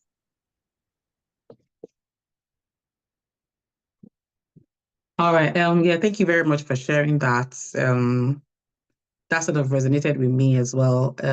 Even though I just didn't lose my dad like a year ago, but I lost him like I think it was in 2020, and he had dementia at the time, and I was still in Nigeria then, and I was living with my parents, so I was actively involved in his care. So I saw him go from a man that, who was very senile to somebody who became, who couldn't even manage himself, so sometimes, like you've said, grief comes in the different stages of grief. And we all grieve differently. Some people think they've grieved, but they haven't. Some people just gloss over the death of their loved ones. And for you, I think that's, when I talked about some factors that can affect our mental health, significant life events, like losing a loved one. And for you, you've lost, I think you said 3 people back to back. Sometimes we underestimate the impacts that would have on us, on our well-being, And I think it's only natural that sometimes, especially depending on depending on the circumstances of death, that how your dad died, you might feel like, oh my God, if he wasn't ill, if this thing happened to him, he should be enjoying now, or he should have, this good news that happened. So it's only natural that these things can happen from time to time. And to be fair, the death is still quite early. 1 year is really just a very short time. So you would, even for my dad who died like 4 years ago, sometimes I remember him and I just cry. Like I wish he was here. I wish he was able to come. I wish I was able to see my daughter, who I think looks like him a lot. I wish I was able to attend my wedding or meet my husband, things like that. They also really get me emotional sometimes and make me cry, But, we have different stages of grief. So we have 5 stages of grief, actually. So the first stage of grief is when you're in denial. Because I'm saying this because you said you're not sure. You felt like you had moved on, but just maybe look at these stages and see if it applies to you. So the first stage is denial. You're in denial. And then after that, you get really angry. You're like, why did he even have to die? What did I not do? Did I not spend the money? Did I not care for him? Did we not pay? We did everything we could do. We prayed, we did this, like you're really angry. You might be angry at God. You might be angry at the situation. And then the next thing you start to bargain. The next stage is bargaining stage. You're like, okay, well, maybe God knows best. Maybe it took him so that something bad, in future will not. Maybe something worse have happened. So, you start to, bargain over the situation. And then the next stage after that is actually depression. So there's some form of, like mental health problems. You start to feel low in mood or whatever, all the symptoms that come with depression. And then after that stage, the last stage is acceptance, where you're like, okay, you've gone through all the stages, you've gone through denial, you've gone through anger, you've gone through bargaining, you've gone through depression. Now you've accepted that this is what has happened and you just need to move on and live with it. And at that point, you try to think about the memories of this person. That time when you were saying you were really crying, your dad would have, sometimes if you just think about how your dad would have really smiled, like maybe your dad has a peculiar smile, you're like, oh my God, my dad would have smiled, would have been grinning from ear to ear, over this news. And then you fill yourself with beautiful memories about your dad. You will see that picture alone in your head, in your mind, will brighten up your mood, So for some people, they need to have bereavement counseling. I'm not sure how robust that is back home in Nigeria, but yeah, there's something called bereavement counseling for people who are grieving.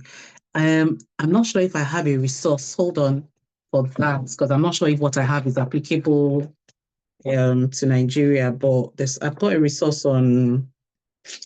I could check what I have is a number, but yeah, that means it's local to where I stay. But if I get any resource on bereavement, I could send out to the admins of the group and see if they can circulate that.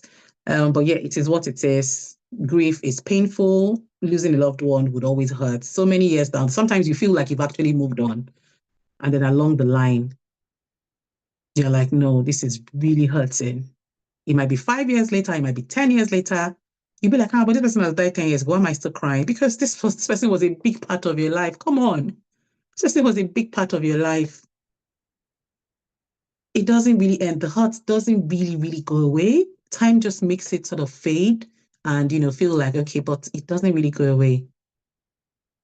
But like I said, like I always say, with mental health problems, if it starts to impact on your functioning, your social well-being, your ability to work and all of that, then, that's when your things are beginning to go south and you need like professional help.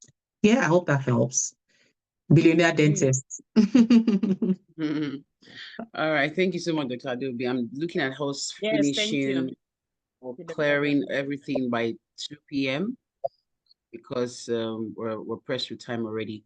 Michelle, I'll just give you 1 minute to ask a question, and then it will be Dr. Ade-Ogun too would, shorten our answer as well. Michelle, please go ahead quickly. We don't have time. Okay.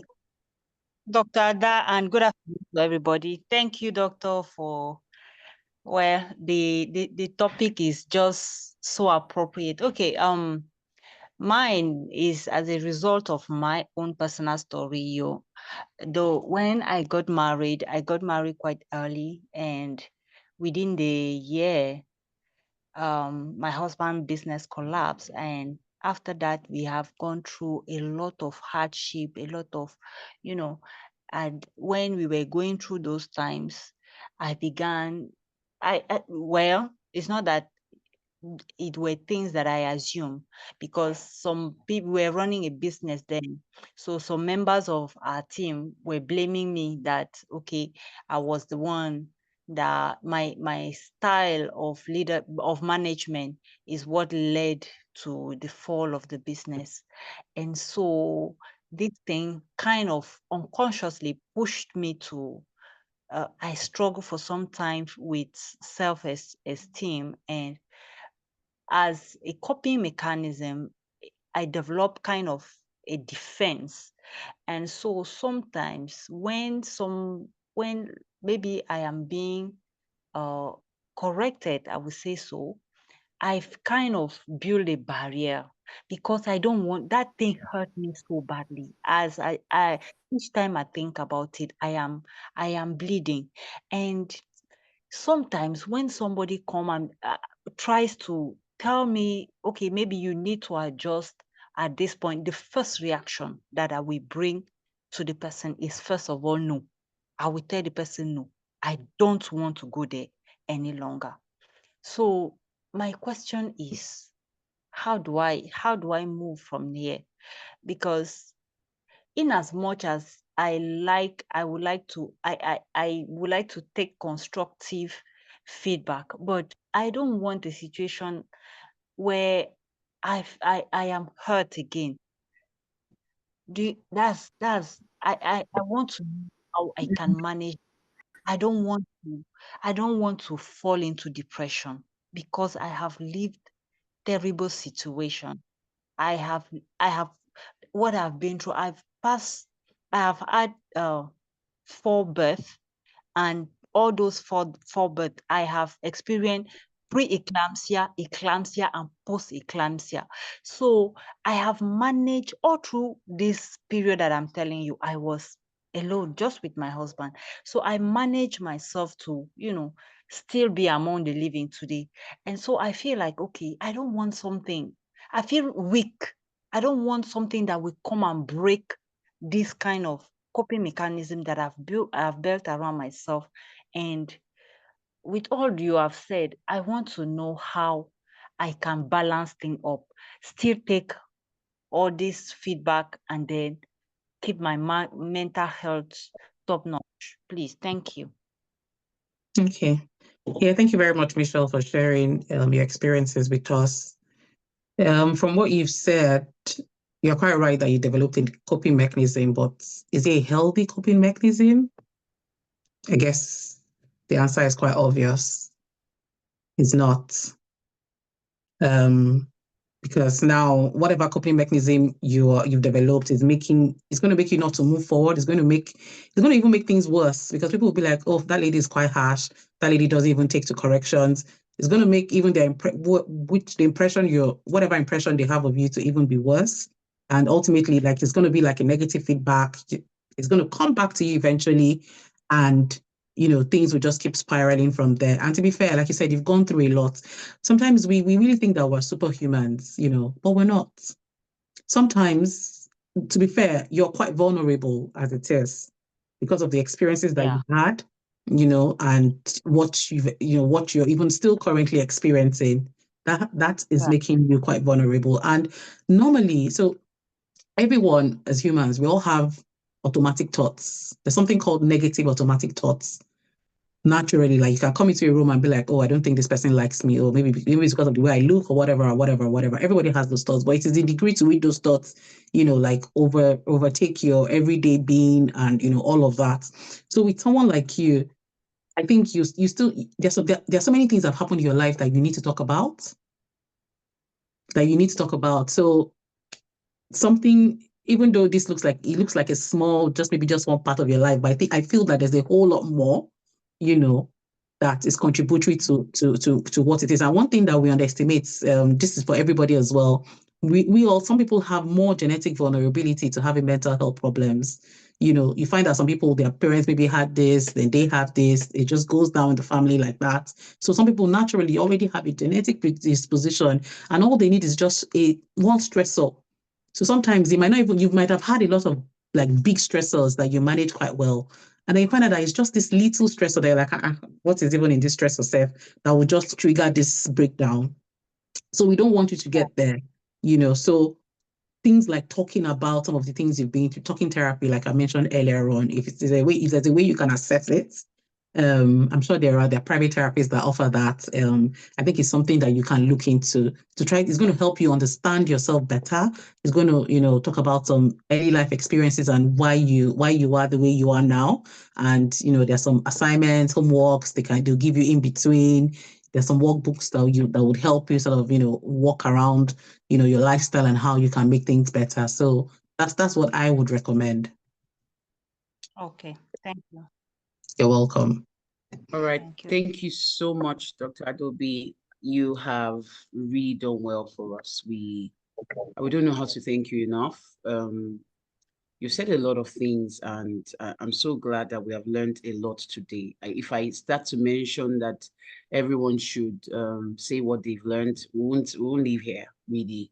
Thank you so much. Thank you so much. So we'll come to the end of our session with Dr. Adaobi today.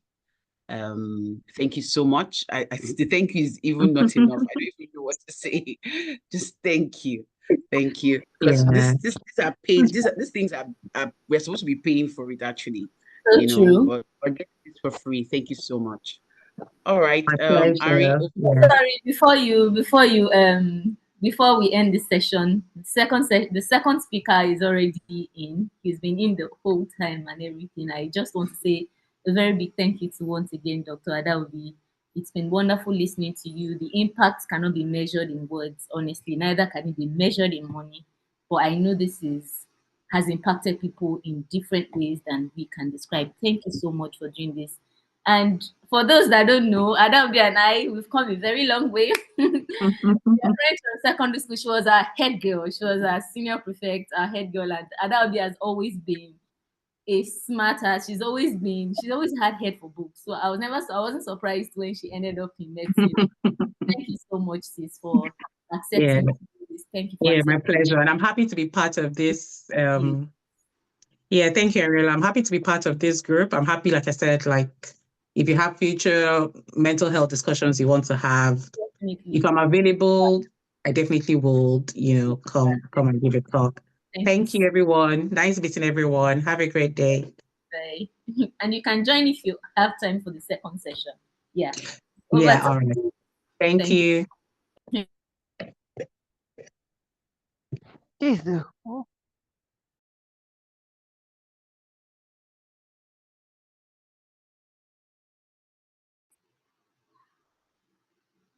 Rose, over to you.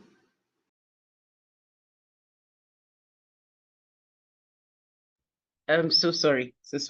I had to attend to a little thing at home.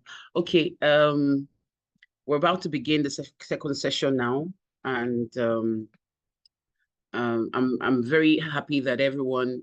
I think I was just looking at the number of participants, and I didn't see anyone leave the room because of how impactful the session has been, and we hope that this other session will be very beautiful. and we're looking forward to it as well. Let's get ready our questions. Let's get ready our notes and our papers to put down items. Okay, so we'd like to introduce our next guest speaker. Irene, please can you do that? Thank you. BABAJIDE Shiwoku. BABAJIDE Shiwoku is an accomplished entrepreneur and co-founder with over 18 years of expertise in global financial institutions, launching new ventures and forging strategic partnerships. With proven success in leading high-performance sales team, surpassing targets and optimizing customer segmentation for tailored product offerings. He is passionate about mentorship, strategic leadership, and fostering community engagement. BABAJIDE is the co-founder CEO of GlocaPro, a consulting firm that fuses African innovation with global best practices, offering advisory services tailored to entrepreneurs and businesses of African descent aiming to thrive in Canada and North America. By leveraging the rapidly growing Afro-Caribbean population, he is changing the narrative, positioning African-made products to compete on the international stage and significantly enhancing their visibility. Through strategic partnerships and market insights, he empowers African entrepreneurs to establish successful ventures abroad, fostering business growth and long-term success while bridging the gap between African talent and the Canadian market. He will be speaking at Power Mom Support Circle on the topic Africa to the World, positioning African-made products and businesses for global competitiveness. Registration is free. Okay, thank you very much for that intro, Ari. Power Mom Support Circle, like we always do, let's make welcome Mr. BABAJIDE Shiwoku. Let's a round of applause, everyone. Thank you. Welcome, sir. Yeah, hello everyone. Good morning, and it's actually a great honor to be here. Listening to everybody, it has been very, very awesome. Thank you so much, Dr. Adaobi Ade. I actually learned a lot because I think I should start thinking of Power Dad as well at this stage. So I think I learned a lot from what the question people asked, the way Dr. Adaobi dissected mental health. Mental health could come in different forms, right? Even when you're transiting from one into another could have a whole lot of impact. Using myself as an example, I haven't done over 20 years in the banking sector and now transiting to become an entrepreneur. There's a whole lot of up and down, especially when you go on LinkedIn and you see people that reported to you are now directors and now general managers. Like, guys, are you sure you shouldn't go back to where you're coming from? There's a whole lot. So thank you so much, Ari, for inviting me, and it's a great pleasure to be here. So let me try and share my slide. I just hold on one second, please. Okay, so screen.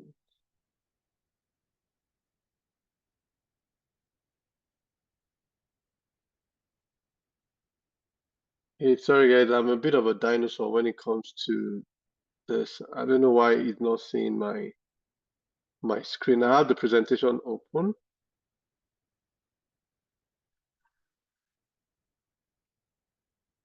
Okay, I think I need to close one text. Just one second, please.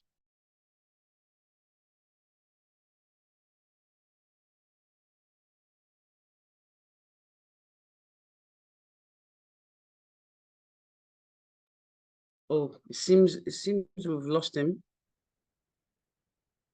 No, I'm here. I'm just trying to ensure I'm able to present. Okay, all right.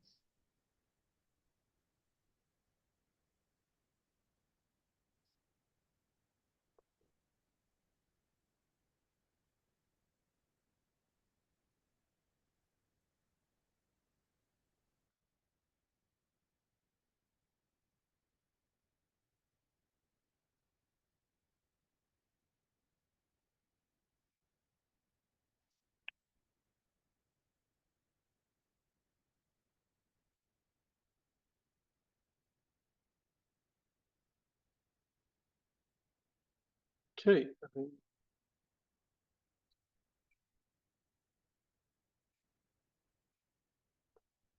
Can you see my screen now? Yes, we can. Yes, clear. Okay. Okay, excellent. Okay. Thank you, everyone. Now, I just give me 1 second.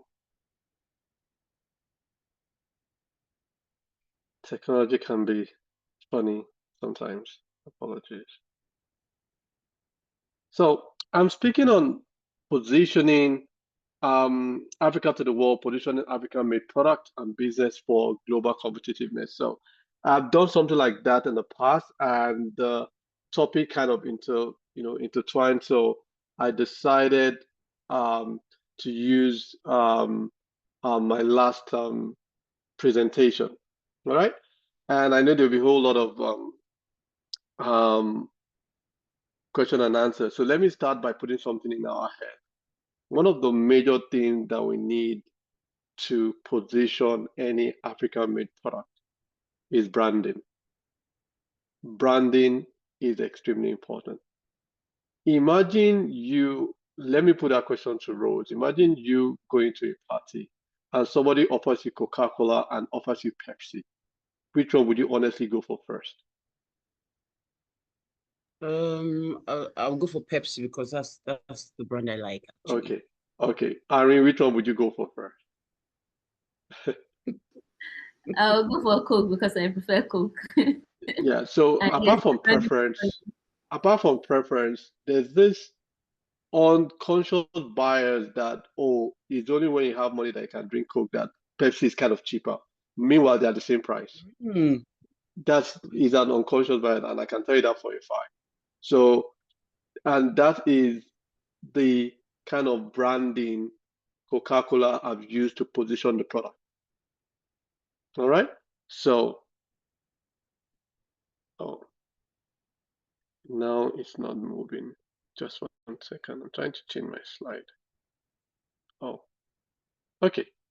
Now we're good. Let me skip this. So I would quickly talk about the overview of African economy over the recent years. I'll talk about leading industry, African global market, especially in agriculture, manufacturing, tech, importance of African-made products, and why. And I will give you some live example of people I've worked with that I'm still currently working with to help, position their product globally. Now, I'm so passionate about this in the sense that, and that is why I started a company called GoCapro.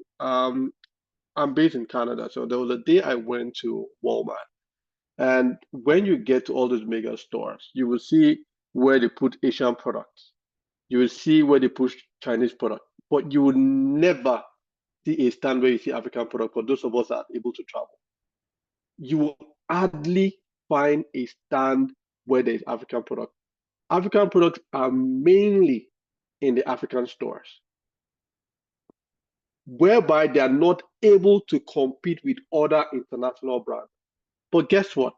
When it comes to food, right, even the Europeans, the Americans prefer our food because our food is more organic than theirs.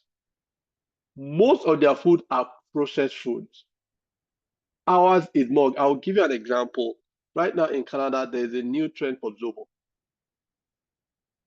Because of the medical aspect of Zobo and because of the way the drink is being prepared. You can control the sugar content, you can put ginger, you can put everything, as opposed to processed orange juice and orange drinks, right? So, but it depends on the way you brand that product that will help you determine how people will accept those products, all right? So let me go into it.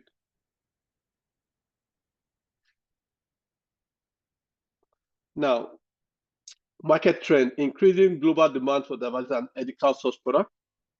Major international market, US, Europe, mostly US and Europe, because that is where most of our people are traveling to. And that's another thing where people talk about DAPA. It has its pros and it has its cons. So when most migrate or travel. And I like telling people, migration started from the first day the world was created. The only difference between migration then and now is now you need passport and something to get into a place. Before, you just walk into the place, you look around, they accept you, you settle in, and life goes on. And migration will continue till forever. All right? It now depends on how you say migration and how you want to leverage it. Because people are migrating from one place to another, you introduce your culture to that place, you introduce your food to that place, you introduce your way of dressing and everything to the place that you're migrating to. Meanwhile, creating awareness about where you're coming from. And before you know it, the demand for what you do where you're coming from start increasing, especially when more people like you migrate to that same place. Okay, now trade, economic benefits of expanding African trade. All right, I'll also touch that in a bit.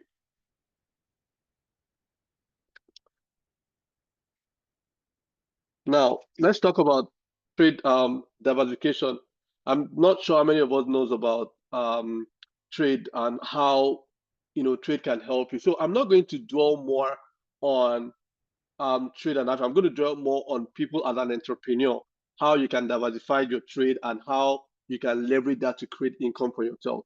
So all this, I'm just going to break it down into individuals. So imagine me right now here in Canada, I distribute chin-chin, I distribute plantain chips. All right, because the chin-chin and the plantain chips are well made. This chin-chin in Nigeria is being sold for 3,000 naira. And I met the manufacturers, like, how many people will buy your chin-chin 3,000 naira? Someone that has not eaten, you come and spend 3,000 naira and buy chin-chin. Why don't you let me help you distribute this product in this side of the world and see how that product will do. Based on that, she has diversified her customer base. Now, she started exporting that chin-chin here. Guess what? Because the chin-chin is well done and is well packaged, I never knew Oyibo can turn chin-chin into cereal. They will put the chin-chin in a bowl of milk and they will start taking it. They turn it into cornflakes, chin-chin flakes.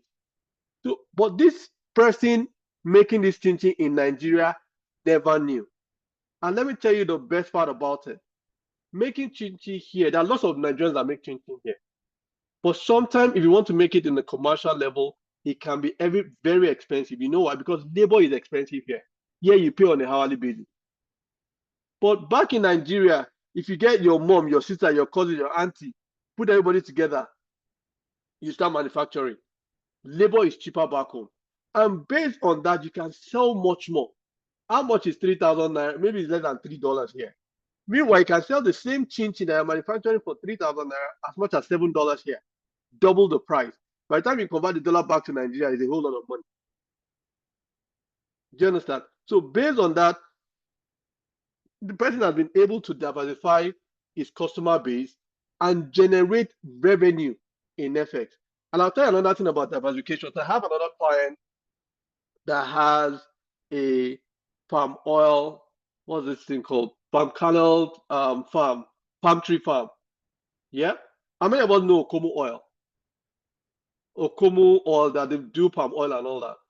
So this person also has something like Okomo oil. But what happens? People go to Nigeria, buy this palm oil from him, pay him naira, and bring this palm oil to Canada and to the US and sell and make much more money, even much more money than this person thinks they're making. So I came to this person and I said, and guess what? Lots of people use palm oil here, especially the Asians, the South American, and the Caribbean, especially the Caribbean, because our culture and our food are similar. You understand? And so that created a whole lot of market for this. So I approached this person, you know what? Why don't you diversify your client base? Why don't you create a distribution network for yourself here in Canada? So with my help, I registered a company for the person here in Canada. I help him with all the licenses and all the certifications.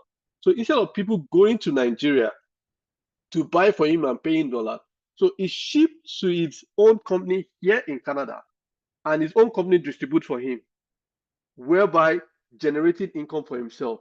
Now, the difference is most of the time for African countries, right, we export raw materials, right? As opposed to making Gary Bako, we export the cassava. Do you understand? as opposed to making changes back home, we export, for instance, the flour. What that does for the developed countries is that you're helping them create jobs, because they need to convert those raw materials to finished product, and they need to build industry for those things. But what we're pushing right now is turn those raw materials into finished product back home, create those employment back home, and export those finished products back here to generate more income. Now, key countries, South Africa, Egypt, Kenya, so several global expansion, especially Nigeria. There's a narrative that says that anywhere you go in the world and there's no Nigerian, leave there immediately, because there's nothing happening there. Anywhere you travel in the world and you don't see a single Nigerian, pack your bag and go, because there's no economic impact. There's no money to be made in that place. You understand? So that diversification continues to grow. Now, how to diversify your trade route through dependency on traditional market? Now, diversification also has to do with partnership, and I will explain that, and I will give an example on that as I go on. Now, African product, example of African products, that is thriving globally: fashion, tech. I just mentioned about agribusiness. Now, if you notice that even our textile back home, the Ankara, people are now, turning it into jackets, turning it into shorts, summer wears, and everything. The last time I traveled, I went to Miami, and I saw a whole lot of people wearing, Ankara, and I asked, I had to go around asking them, how did they get this? Oh, a friend of mine went to Africa and bought it for me. A friend of mine did. So I asked myself, why can't our people back home make this thing, make it well to international standard, package it well, and export this thing to sell? So why do you think when you see any white person comes to Africa, he goes into our market, buy all our artifacts, buy our art, buy our materials and everything? Because they love it. But we don't cherish what we have. We don't understand how big what we have is. All right. Now, let's even talk about tech. There are a whole lot of tech startups in Nigeria that people are investing that are big, like Slaughterwaves. All right. Let's talk about movies. I'm sure most of us are aware that we are the second biggest movie industry in the world after Bollywood. But what the challenge we have right now is branding and packaging. All right. When I get to that place, I'll explain branding in details, which is the second one. So, made in Africa. This is where branding is key. One of the major challenges we have with African-made product is the brand backing up. Unfortunately, well, how will I say it? Yeah, unfortunately, the brand backing us, which is the country Nigeria, is not a very good brand globally. So that brand is already beating your product hard before your product goes out. I'll give you an example. When you go to the market and they tell you something is made in China, the first thing that comes to your mind is that the thing will spoil the next day you buy it. Am I correct? If you go anywhere, they say, this one is made in China, this one is made in, you rather go for the one made in Europe, even if the one made in China might be superior, because of the mentality that we have. But people still buy made in China. Why? Because of the brand backing the product, the country called China. Do you understand what I'm saying? That is a huge brand on its own. For us, we need to do double the work to position our product out there. That is why your packaging needs to be top-notch. That is why the way you put your product together, that is why you need to leverage social media, make the noise, do everything, and partner. Partnership is the key to create more visibility for your product. All right? So now let's go to the next one. Key success factors. Yeah. Consistent standard certification, sustainability, eco-friendly, ethical practice, and innovation. When you try to market or push your product outside Nigeria, and there's a whole lot of product that you can push. Believe me, I've pushed coconuts, this coconut that we eat when we're small that they make into balls. When it's well coconut candy, when it's well packaged, you'll be surprised at the way people eat it. Here in Canada, an average Nigerian make plantain chips, the regular plantain chips, until I came across a lady that started making plantain clusters. Instead of the chips, did I making them into balls? Like I easily thought it's your mouth. That was revolutionary. The packaging was excellent. You would be shocked at the way people are buying this product, because it's no longer the plantain chips that you need to crack your teeth for you to buy it. It's now more like plantain cluster, like balls that you can just put in the plate and toss into your mouth, and people love it. But what is making the product move here is the way the product is being packaged. Sometimes you don't need to live where you are to earn this income. It's how you position those products and who you are partnered with and how you create that partnership. This is what I'm telling you are back in Nigeria, and they're pushing their product heavily here in Canada, even in the US, even in the UK. Why? Because of the packaging is eco-friendly. They are explaining the nutritional fact, or because you are pushing the product abroad, you need to explain the nutritional fact, the content, the ingredients. If all those things is written on your package, it's easier to put your product anywhere in the world.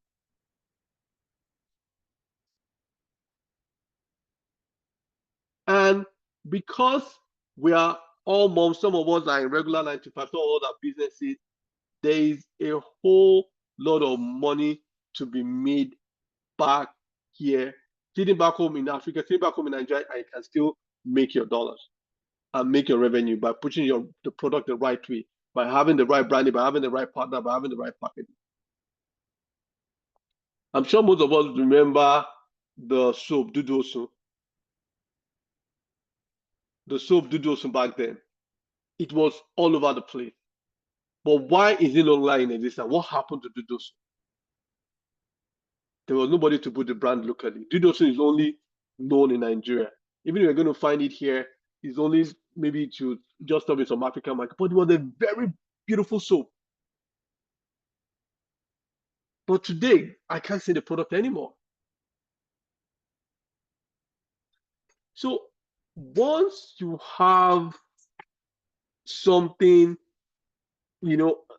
good back in Africa, the first thing you should start thinking is, how do I expand this? How do I expand my client base?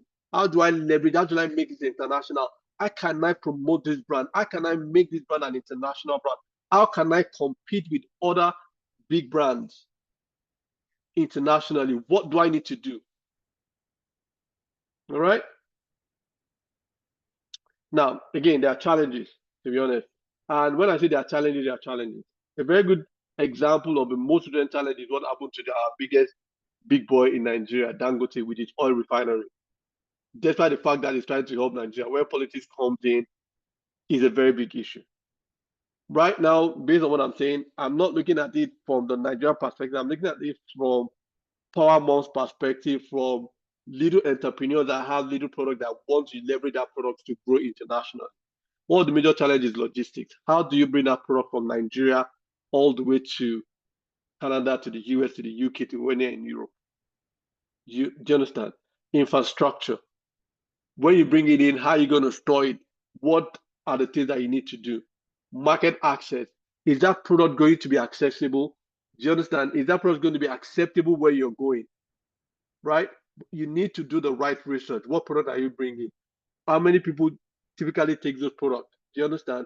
What is the population of people in the country where you're taking it to that might like your product?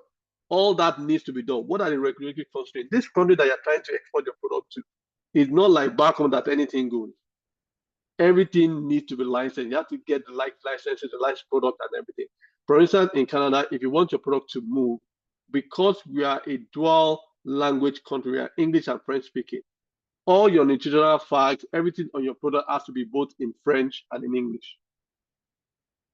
So you need to understand the regulatory constraints of whatever you're trying to establish or push your product to. And that is where partnership comes in, because you're not there physically. You need to be able to work with someone, combine with someone to help you get those things done.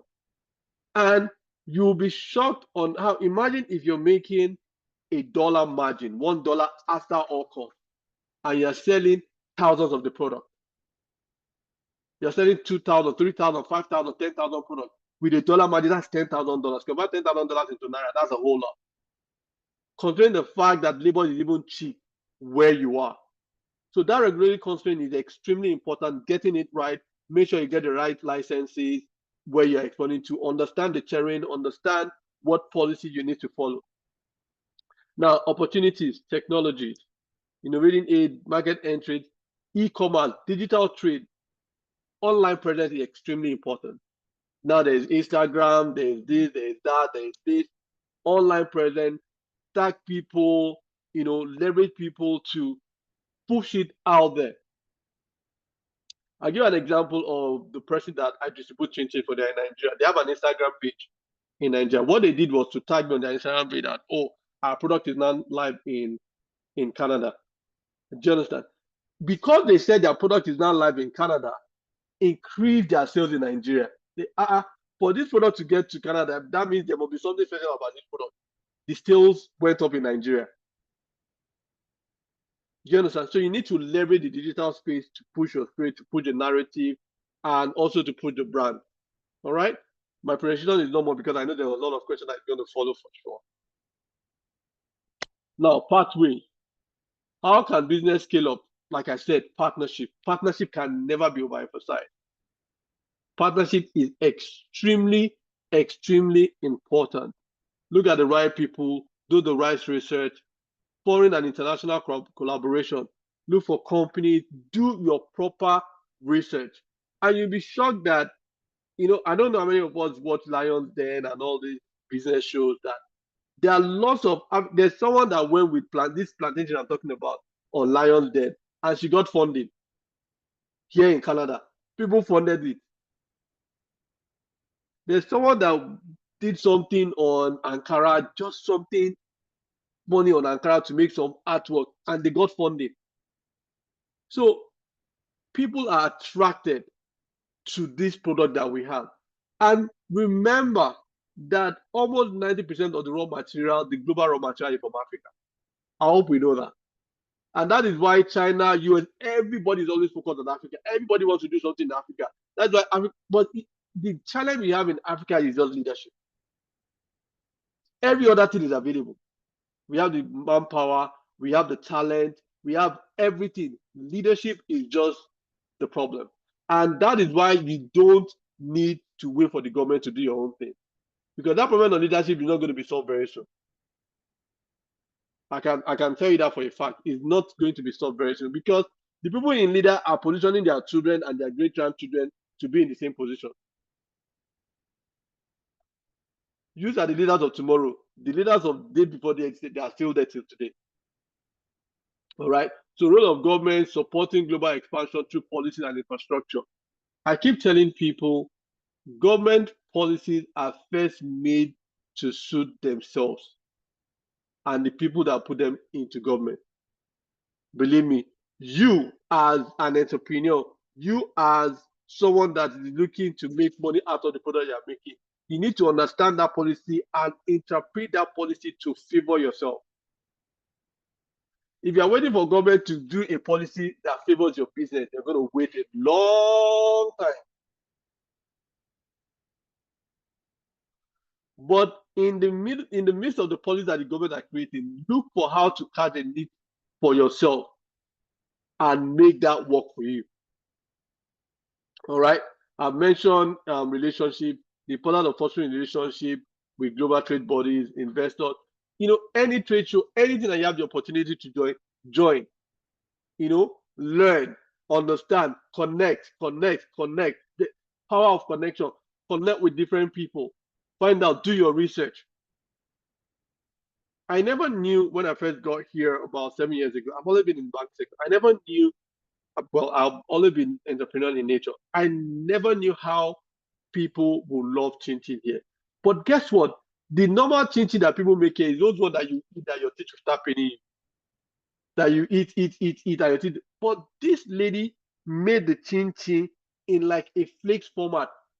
So slim, so flat, that the first white person that bought it for me called and said this is the best cereal he has ever. I said cereal, but chin chin. Why? How is it cereal? She now explained how the kids now make milk and pour that chin chin in. So imagine chin chin that already has milk in it. I never thought it was possible. So imagine how they are reinventing our own food to make cereals for themselves. Do you understand? So there are lots and lots of opportunities when you have the right partner, when you have the right understanding, and when you brand your product. Packaging is extremely important. At the end of this, I'm just going to grab one. Just give me a second. Let me grab a pack of that chin chin, and you understand what I'm saying. The packaging is awesome. It can go on any international superstore, and you would look at it twice. Just give me 1 second.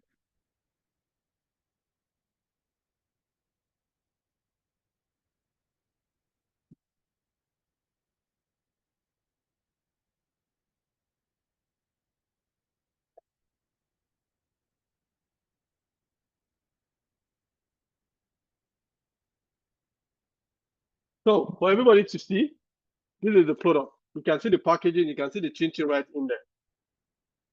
And you can see how well they clearly wrote the nutritional fact, the ingredients, both in English and in French. This can go on any shelf in the world and people will pick it up. So we have lovely products, but branding and packaging is the in thing. All right. So let's go. Now, these are, for this last company, I'm just giving you an example of some of the companies that bring their stuff here. Pali Group is one of my clients. One is what my company, Global Pro, that helped Pali Group to start their distribution business here in Canada. Right? Because before now, people go to Nigeria, go to their farm, buy their product, bring to Canada, and they pay them there. I was like, guys, why don't you just establish a distribution channel here in Canada, ship your product to yourself, Pali Canada, and your Pali Canada will distribute to North America for you. All right. So my point is there's a whole lot of opportunity here. All right. Now, diversification of economies reduces risks and encourages sustainable growth. Now, if I'll give you an example of this chin chin. It's sold for 1,000, 2,000 naira in Nigeria. I can't remember what the price is. But if somebody has 2,000 naira now, the person that comes to their mind is to go to somewhere to go and eat amala or something like that, not to buy chin chin. But here, people are rushing it. So this person has been able to diversify his product, reduce the risk of his business shutting down because he now has global clients. And he can gradually grow the business and expand to every other part of the world by leveraging people like me and partnering with people to grow the business. Now, long-term benefit, job creation. This person has a lot of people working in the factory. It's actually a very big factory manufacturing this chin chin. Sometimes they ship containers to the UK of this same chin chin. All right. And some people make their livelihood from working for this company. So it's a whole, value chain that we need to understand. Now, prioritize high potential sectors and build partnership. Like I said, for me, my focus is more on the agricultural sector because I was quick to realize that people here are falling more in love with our product because our product is more organic. Almost 60-70% of their food here is canned. I'm looking for the right word to use. For lack of a better word, junk food. Do you understand? So you now see processed foods. Thank you. Processed food. You now see people now going more for our product. But the challenge is these products are limited to African stores because they are not well packaged. The branding is not correct. You cannot take the product and take to a Walmart and say, hey, guys, this is the product, put it on the shelf, put it on the store. But if you go to a Walmart, you see Asian product, you see Indian product because of the way they package and they brand their products. It's not as if their product is better than ours. but it's the branding and the packaging. All right? And that's trade infrastructure, logistics, digital platform. Digital platform, like I always say, is to push your brand, continue to push your brand. All right? Logistics, have the right partner. Let me give you an example of logistics. How do I ship here? Because it's a consumable. I use freight, as in how them air freight it here. I don't use containers and all that. Yeah, it's a bit pricey, but I have to go to this friend and look, I will be shipping volumes. Give me a discount. And I commit to shipping this amount of volume on a monthly basis. And we struck a deal and everything works well and everybody's doing well. All right, regulatory frameworks for global competitiveness. Like I said, understand the regulatory framework of where you are shipping your product to, so you don't fall foul of their regulatory framework there. Here in this part of the world and in most Western world, people are well regulated. If you want to be a tariff organizer, you need to go to school, get certified. If you want to be an electrician, you need to get certified. So there are no roadside here. If you're opening an African store, you need to get some certification, you need to get some food inspection things done and all that.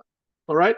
So we need to continue to ensure that we operate within the. That's another challenge, with some people, because oh no, they would like to cut corners, and they will end up destroying a very good product because they didn't go through the right way. They will end up destroying a very, very, very good product.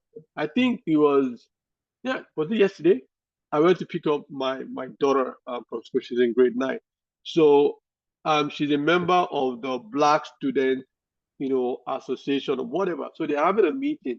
So she now told me that there was this Asian guy wearing African make, dread or whatever, and he was dressed in African attire, and he came in, trying to join them and all that, and everybody was looking at him like that. Like, no, this person can't join. I was like, because of what is in my head and the way I'm processed, I'm already seeing businesses, seeing awareness for somebody to dress in your attire, making your kind of edu. I want to identify with you, meaning there's something special about you, right? So for me, instantly I started seeing possibility of, oh, you can leverage the business there, you can create a market there immediately. So this was just yesterday, Friday. All right. Leverage innovation and invest in technology, that's a given, right? Like I always say, my focus is on mostly African-made product, food, agricultural product, and how we can use that to create wealth. Nigeria is a mono economy. We're always focused and fixated on oil. Meanwhile, there are other products that can help us generate, dollars while sitting back home in Nigeria. It's not everybody that will travel out of Nigeria. It's not everybody that will leave Nigeria, but you can sit in Nigeria and make your FX in a clean and genuine way. This person is sitting back home in Nigeria, and I'm letting person generate dollars and send it back to the person without leaving the shores of Nigeria. It's just creativity and having the right partnership. So, said here, African, global boost trade, diversified products. I mentioned it, African textile. So my focus here is basically more on fashion, textile, and agricultural products. All right, that is what I focus on mostly here. So I go to Nigeria, I make I make Nigerian materials, and sometimes I wear it to the office. They were saying they paid employment here in Canada. They're like, oh wow, this product is nice, blah blah. Ankara ni kilo litre, but the way they would, the way they would tell you that, oh, this product is nice, you feel as if you're wearing something very, especially when the person that makes the dress makes it perfectly well. All right. And because we have a unique culture, unfortunately, when most African countries got colonized, they took away our culture and the way we are.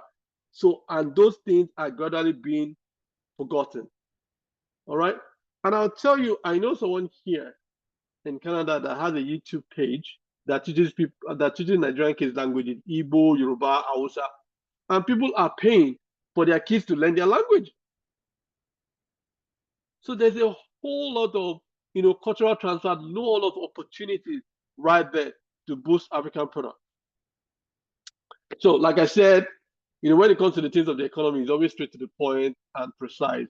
So this is the end of my presentation. I know there'll be a couple of questions for me, and I'll be more than happy to answer the question. Once again, thank you everyone for inviting me here. Thank you, Ari, for the opportunity to speak. Ari and I, we've come a long way.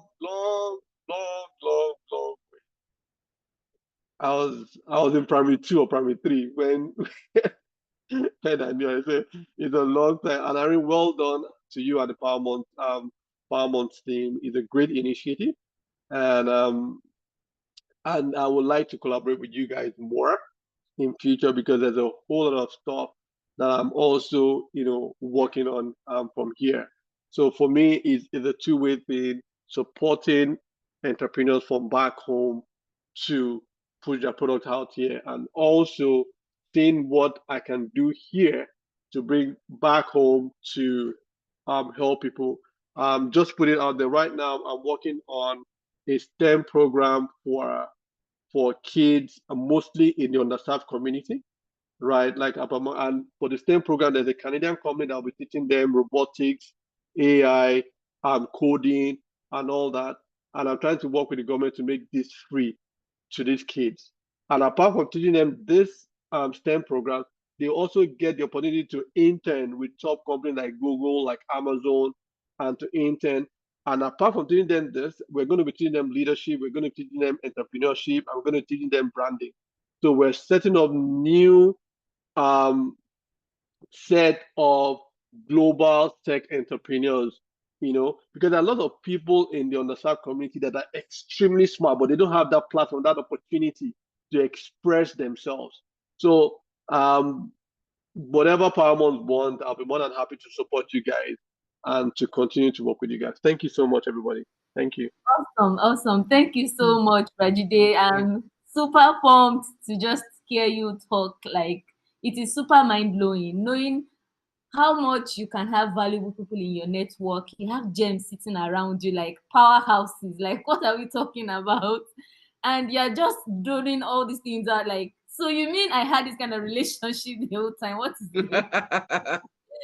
And we'll be super excited to partner with you on your project, have you come back again and do an exposition. This is mind-blowing. And the beautiful thing about your presentation is it doesn't just only apply to agricultural products. It applies to services. It applies to even your personal brand. You understand? Sorry, Ari, let me quickly jump in here. So I have another client that is Come of Event International. It's a Nigerian company and is the biggest YouTube partner in Africa, but they are based in Nigeria. So I went to him and said, okay, you're doing well in Nigeria. You're the biggest YouTube partner in Nigeria, but this is where it ends. There are some things that you will not be considered because of that brand, Nigeria, backing you. So he was trying to set up his own Netflix kind of business, but strictly for African movies, right? He has been trying to connect with Stripe for the payment platform, trying to connect with PayPal, trying to connect with put it on Apple Store and everything. That's been a bit of a challenge because of that brand, Nigeria, despite him being the biggest YouTube partner in Africa. So the first thing I did was to register that same company here in Canada. Immediately we registered the company here in Canada, Stripe approved his account one time. So right now they are now saying the Canadian entity. He got more props from YouTube. Now it's beginning to expand globally. So it's unfortunate, but that brand backing us is not very strong. All right. And it will take a while for the brand Nigeria to get to the level where it is. Right. And that is why I gave that example of Coca-Cola and Pepsi. They are same cola, but just ask Google, ask anybody. Not that 50-70% of people will gravitate more towards Coca-Cola. Meanwhile, it's the same price. And I'll also give an example of how important brand is. I mean, I don't know how many of us follow soccer. I think the last World Cup, Cristiano Ronaldo was being interviewed, a big brand on his own, and they put Coca-Cola in front of him. And immediately the guy removed Coca-Cola and poured water. Coca-Cola lost millions of dollars just because of that particular act. They lost millions of dollars because this guy has millions of followers. But what did Coca-Cola do? they went and used some other powerful sports image to promote Coke, and they jump back into it. That's the importance of branding. The day our government understand the day our government understand the importance of branding a country, that is the day our narrative will start changing. That is the day when you say this is made in Nigeria, everybody will embrace it. That is the day you will go and say, I'm Nigerian, and you'll be super proud of who you are. Yeah. And I'm always very proud to identify as a Nigerian. I don't mistake it anywhere I go. And I'm always, very high up there when I meet someone that is white and you're trying to act superior. I will tell you immediately, I'm Nigerian and I'm proudly so. So don't forget, if you guys give me your passport, take your passport back. Definitely, I'll still just be going back and forth. So I'm just trying to, buttress the importance of branding as a country, branding as an individual, branding as a product, and how it can grow and project you. I've called Ari several times, and I want to start branding myself as a product. I was listening to one guy that brand himself totally, his presentation branding, the kind of letters he used in his presentation, everything about him, A to Z. I posted something on my status this morning when I was listening to the podcast Ari was playing, and the podcast you guys played this morning, the person said not everyone can achieve fame. I will directly, but everyone has the potential to be great. Yes, as greatness is an act of service. Exactly. Right? This greatness is also branding. When you are being known for something in particular, power moms, they're supporting moms to be. Is that not Aaron? That's not this place. That not bro. That is. You start branding from childhood. Prize giving day, you are the neatest boy. This one. It starts from there. But people don't know. Let me tell you how important branding is. Just to finish here. As kids, when they do something, even without pointing the out, that's it. That's how important it is. That's how important branding is, even to a family. The parent does something outside, you don't even make that's this way they are, that's the way they are, this is where this person is from. It goes all the way to country, to individuals, to product, to everything around you. So this is where I drop the mic. Thank you, everyone.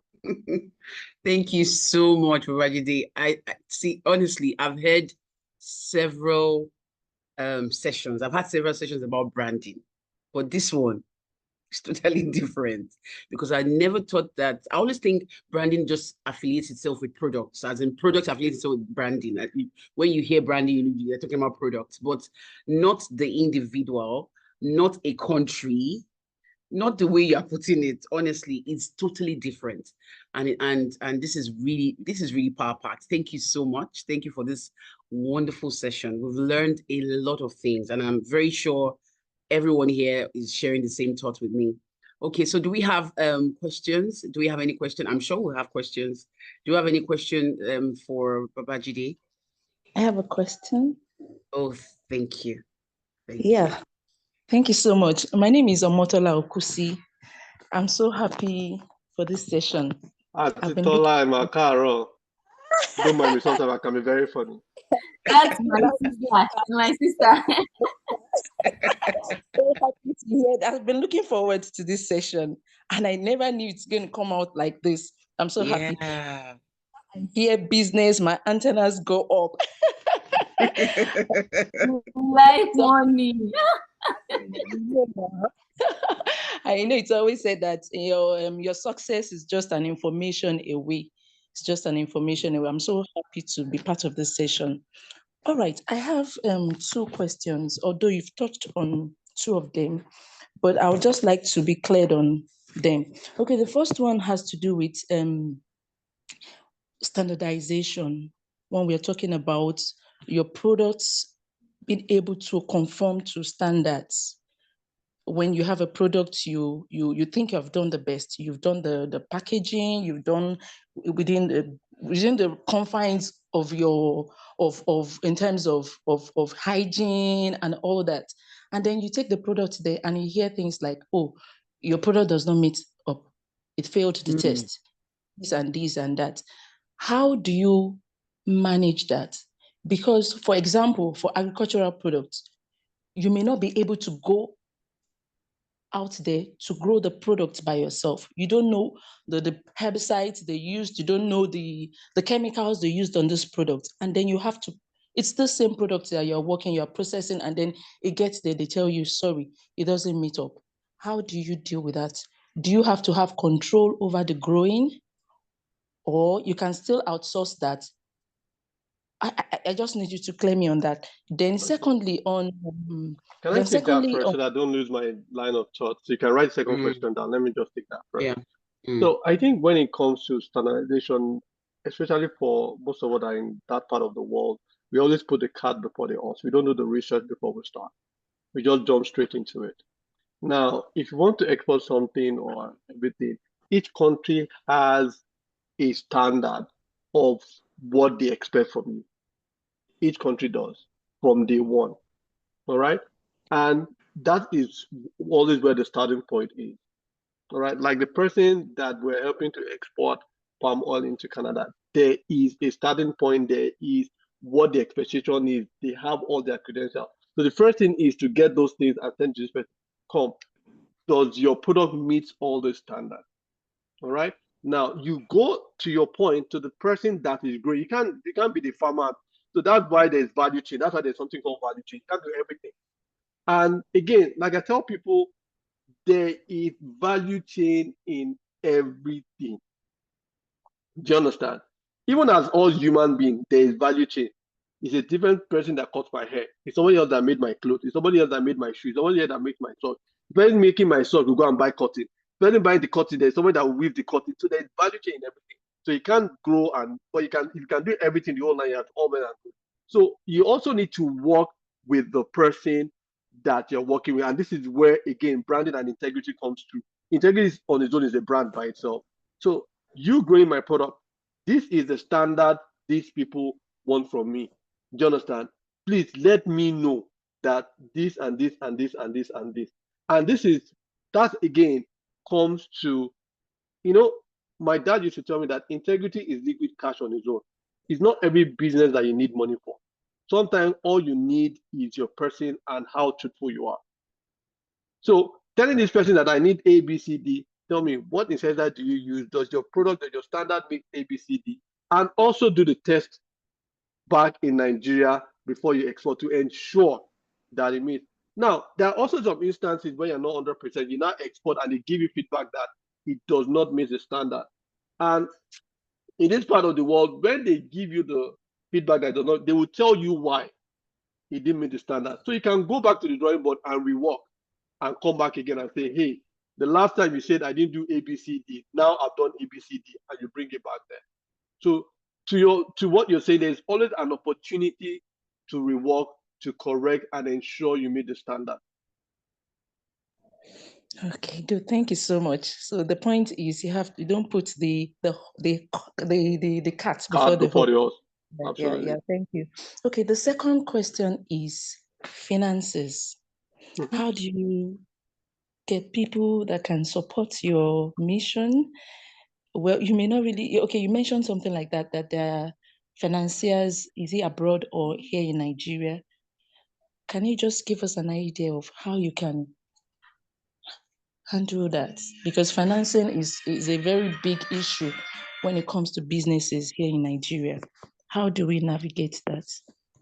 Now, that's a very massive question. I've been working in the banking sector for over 20 years in Nigeria. And fortunately, I also work in the lending department. So I know how challenging it is for you to brand. With this current economic situation, when the CBN is increasing, the interest rates, making it more difficult for people to get finance. So it's always very, very challenging, right? So sometimes, when it comes to financing, like what I do is to find people to collaborate with and people that believe in your dream. And I'll give you an example. This STEM store that we're trying to do, because our focus is on the underserved community, right? And technically, I cannot take my STEM products to Mushi and find people that can afford it because the payment is in dollars. Do you understand? But I can look for foundation, big people that understand the impact of this, or talk to someone in the government and hoping and praying that they'll be sensible to see the importance. And now let me tell you what financing is all about. So when you get this about financing, you will always find a way to get financing. First of all, you need to understand the bank are in the business to make money. And how do banks make money? They collect your deposit, give you interest rate on a deposit, and lend your deposit out to people and put a higher interest rate on that deposit that they are lending out. That's how they make your money. That's how they make their money. So the bank wants to lend, and make more money. But the challenge is people meeting those lending criteria. First of all, if you understand that the bank makes money through lending money, problem one is solved. Problem two is, what are the criteria that the bank need? What do I need to do for the bank to give me that money? Now, there's an element of risk in everything. There's nobody that can eliminate any risk 100%, but you can reduce risk. There's no way in the world I can eliminate risk 100%, but you can reduce risk. So first thing first, what are the lending criteria of the bank?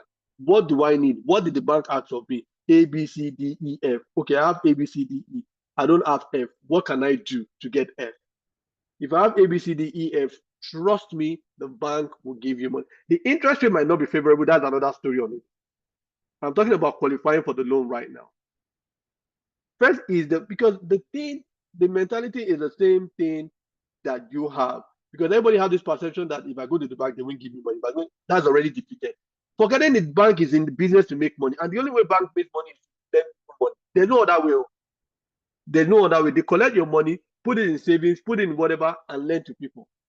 So if you know that they are in need to make money, and the way they make money is to borrow me money, you've already won the first case.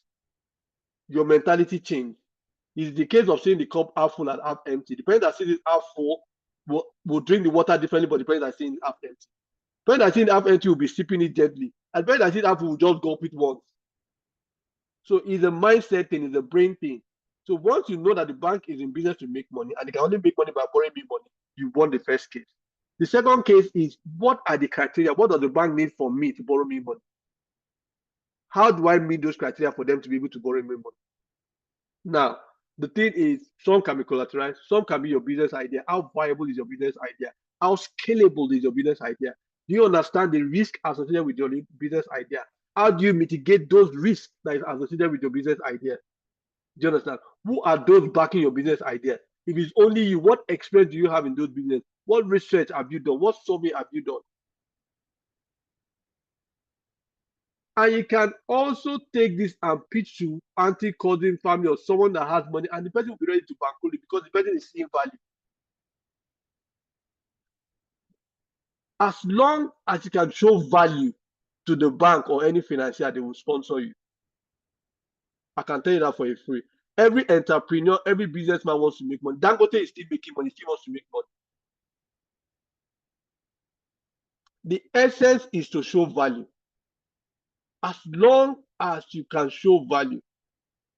I'll give you an example. So when I started my company here, Global Pro, I also started B&O Consult here, and I applied to open a bank account, blah, blah, blah, blah, blah. For me to apply, I used to write a brief about what I'm doing and what I want to do and all that. So I told them that Global Pro is, is a consulting firm focused on developing African entrepreneurs, helping them to navigate their business into North America, helping them with bank account opening, registering their company. But immediately, the bank gave me a line of credit of $50,000. I've not even started.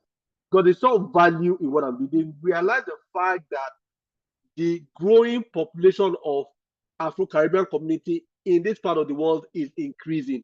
And the yearning and the eagerness for their food, their product, their culture is also increasing. And because of that, they are also influencing the taste board of the average Canadian. So they saw value in what we're trying to do, although we're not touching it. So you need to show value, understand the requirement for lending, ensure you meet all those requirements, ensure that you understand, even if you are pitching a business, ensure you understand the business, understand the risk behind those business, understand how you can mitigate those risks. Do you understand? Even if you don't have experience in the business, you know, everything is about, but I'm passionate about this. That's what I like. It's everything about partnership. So I was still with Royal Bank of Canada when I started my business. And it started growing and growing and growing. And with time, I left Royal Bank to focus on it. And I had a friend, Dr. Sonia Lawrence. You know, he has a doctorate in business administration and all that. I have a master's in economics and everything. And Dr. Sunday is vast. He has a network. As opposed to me hitting my head against the wall alone. I brought him into the business. We became partners before Local Pro. Now I'm leveraging his network. He's leveraging my ideas. We're putting this together. We're both creating value. So sometimes the things that you don't meet in the netting criteria, somebody else might have it. But because back home in Africa, in Nigeria, we don't believe in the power of business partnership. Now, don't tell anybody. Just cover it. Don't tell anybody. I remember when I was moving to Canada, I was don't tell anybody. I told my, when it was somebody that told me, if person didn't tell me, how would I go there? They are not telling me not to tell anybody. It's not somebody that informed me about it. So the fear of that African thing, stigma, like Dr. Adaobi mentioned initially. Don't tell anybody. They will do this. They will do that. They will do this. Sometimes that thing shy away from us. So the bank has listed 9 criteria. You met it. You only have 1. Meanwhile, your next person that you know has the remaining 1 that you're looking for. How do you just partner with that person and make it 9 and go and succeed?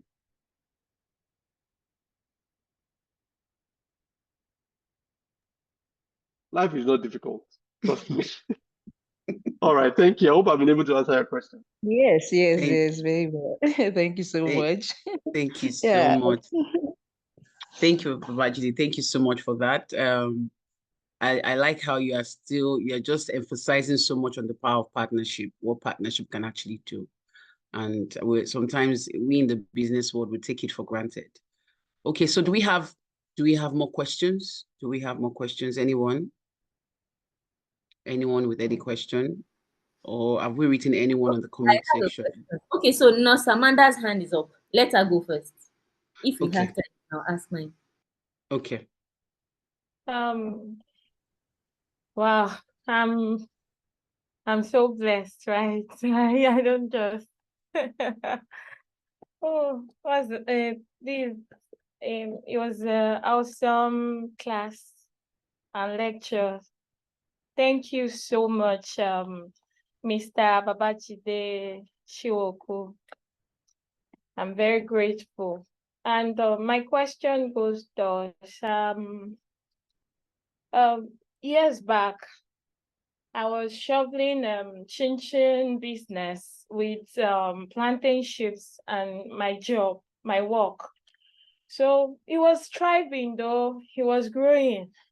But the stress and also I could only employ little helping hands because I wouldn't want to employ more and get short afterwards because I was literally earning little from the profit and I do not want to dive into my salary. I just want anything I'm earning, both the profit and the loss should be from the business itself. So I wasn't willing to really go extra mile, dipping hand into my own personal funds. So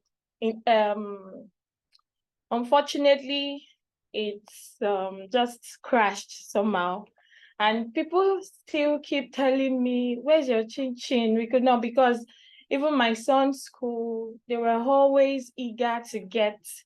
Some will get, because I package it in a small 100 naira Then I put it, I think 24 in one. Then I seal it.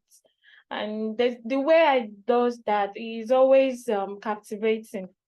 But the hacks along the line, I got tired that I'm the only one with them in the kitchen.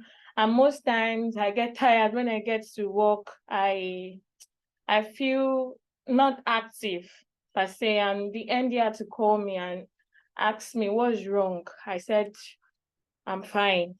But I had to stop it because it was traumatizing me. I wasn't getting enough sleep and the rest. So I stopped. And they keep asking, I stopped. But recently, I developed a business plan for the diabetic patients, the gastritic patient, the ulcer patient, and general health yogurt that would really help everyone. So though I threw the question in this group before now, and I was able to plan the schedule when I'm busy, when I'm at work, I was able to demarcate. So I did everything. And now you are saying something about branding and packaging. And most times, if we tell people over there, it's just we over there that are always interested in buying our products. And those are people that we know that they knew us from here before leaving. They know the kind of person we are. We can't just go there, maybe registering, meeting their do's and don'ts and everything. We can't just go to the labor market over there. There has to be procedures. We have to do what we have to do to also get. Sorry, Amanda. Please, can you just go straight to the question? Yeah. We really do not have much time. Okay, thank you. The question is, how do we go about this in leveraging international market? How do we go about this? Because it's not always easy. Okay. I will start with your changing business and why the changing business shut down. Any business you do, you will be able to scale. You can start small, but don't ever remain small. Starting small is not a problem. Remaining small is where the problem is. So you can start from selling chin-chin to your children's school and start thinking of how to scale to other schools. Let's say, for example, selling chin-chin to your children's school was only done by you and you're working and you're able to accommodate it. Now, to your point, people are asking for your chin-chin. That means your product is good. That's +1 for you.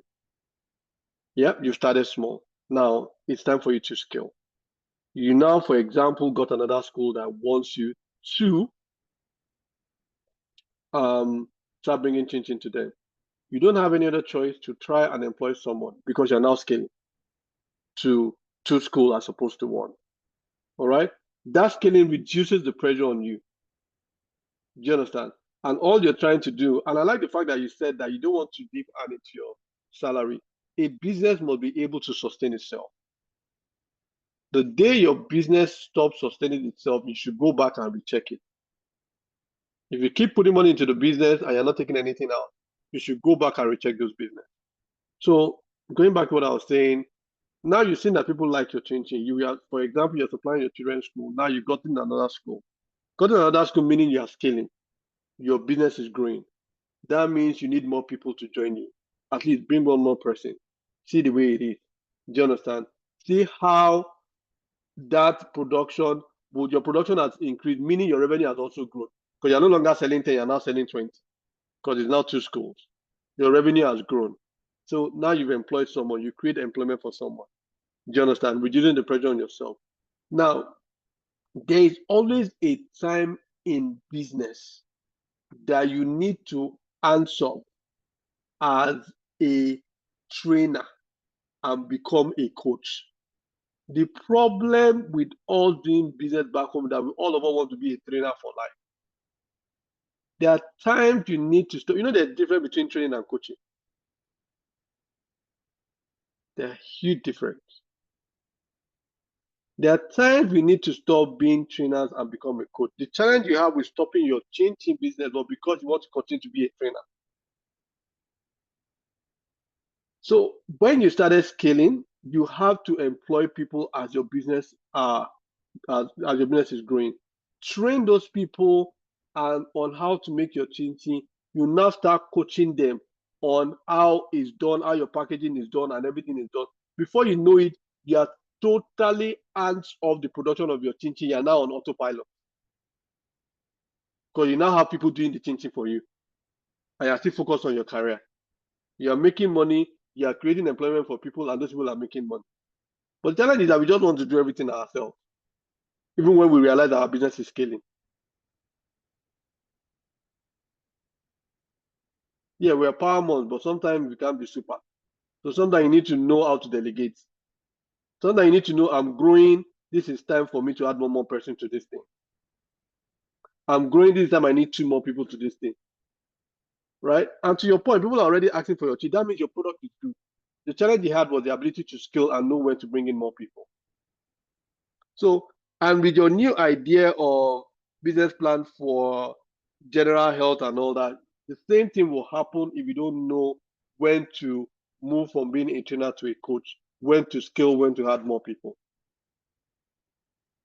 And when you talk about, taking your branding and bringing your product abroad, that is why you need a partner where you're going to. You don't need to live where you are. And before you start looking for a partner, do your research about where you're going to. Do you understand? Do your research. Look for a partner from an informed position, understanding where you're going. So imagine me coming to Lagos for the first time and I don't know anywhere in Lagos.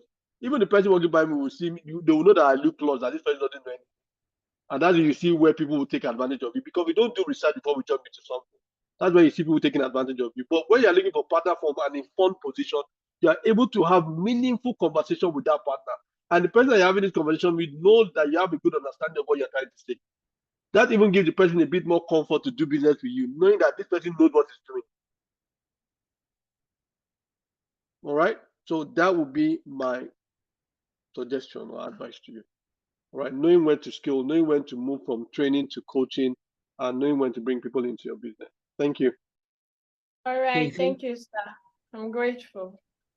Thank you for the question, Amanda. Thank you, Mr. Babajide, for that answer. We need to take one more question and then we will be calling it a day. Does anybody have any other question to ask before we round up? Okay.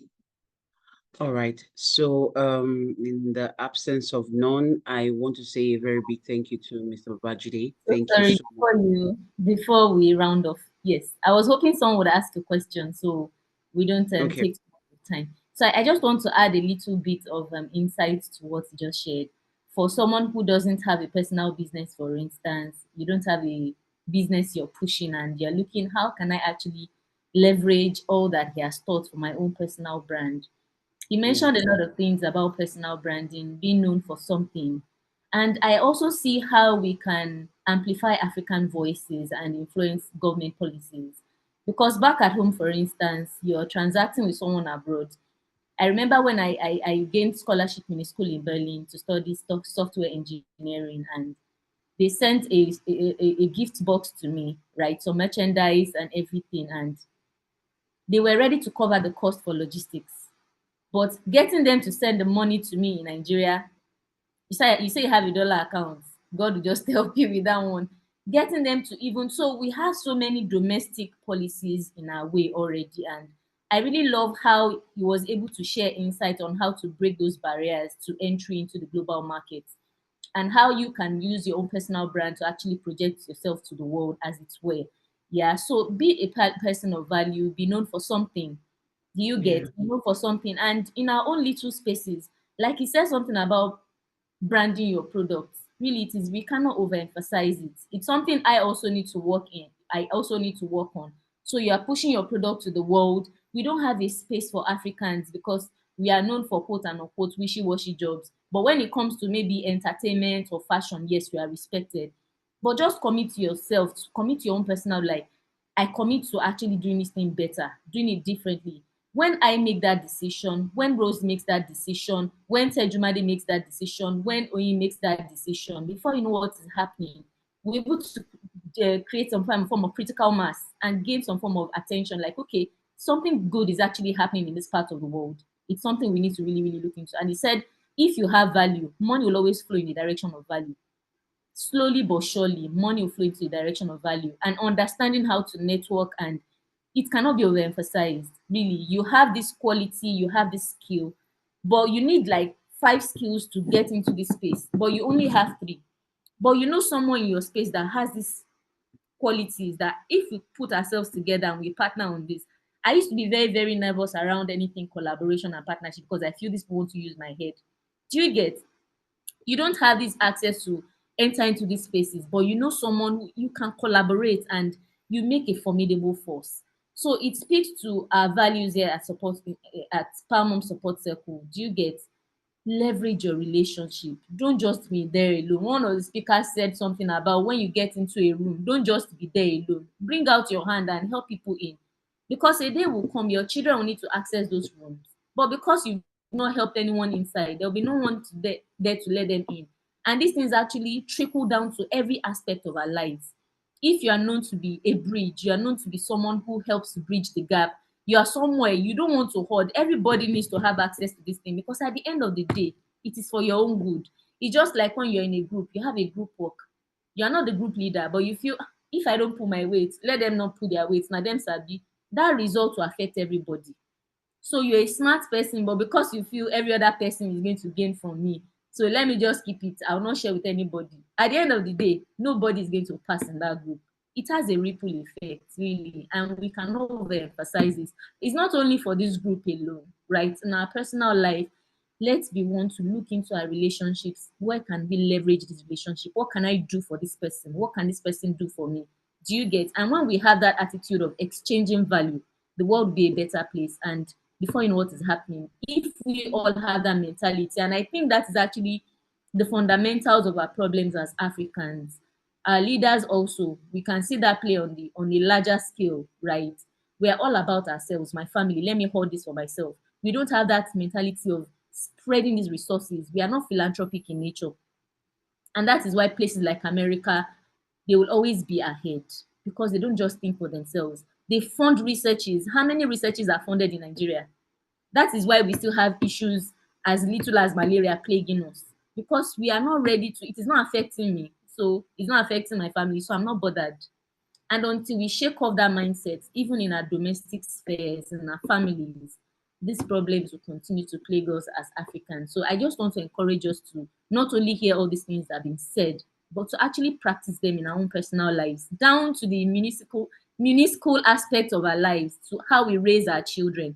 He said something powerful, like you raise your branding starts from the time you're a child, right? You can start from anywhere, but for deeper impact, and that really hits me hard.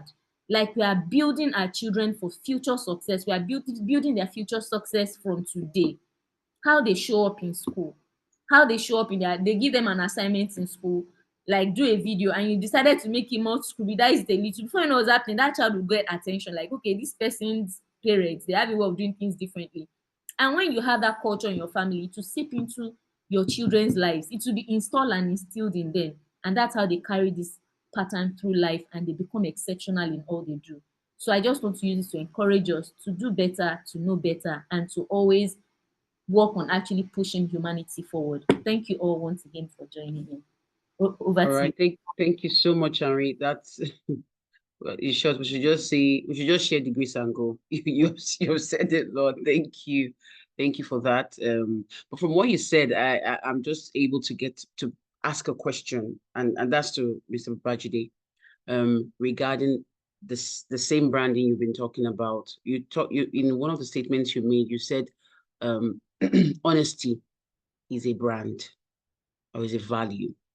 But I would like to ask how can that actually fetch us money, especially in this society that we're in. Okay. This kind of I corrupt. think the statement I made is integrity is a brand. Oh yeah, integrity. Yes. And sometimes, most times, integrity itself is liquid cash on its own.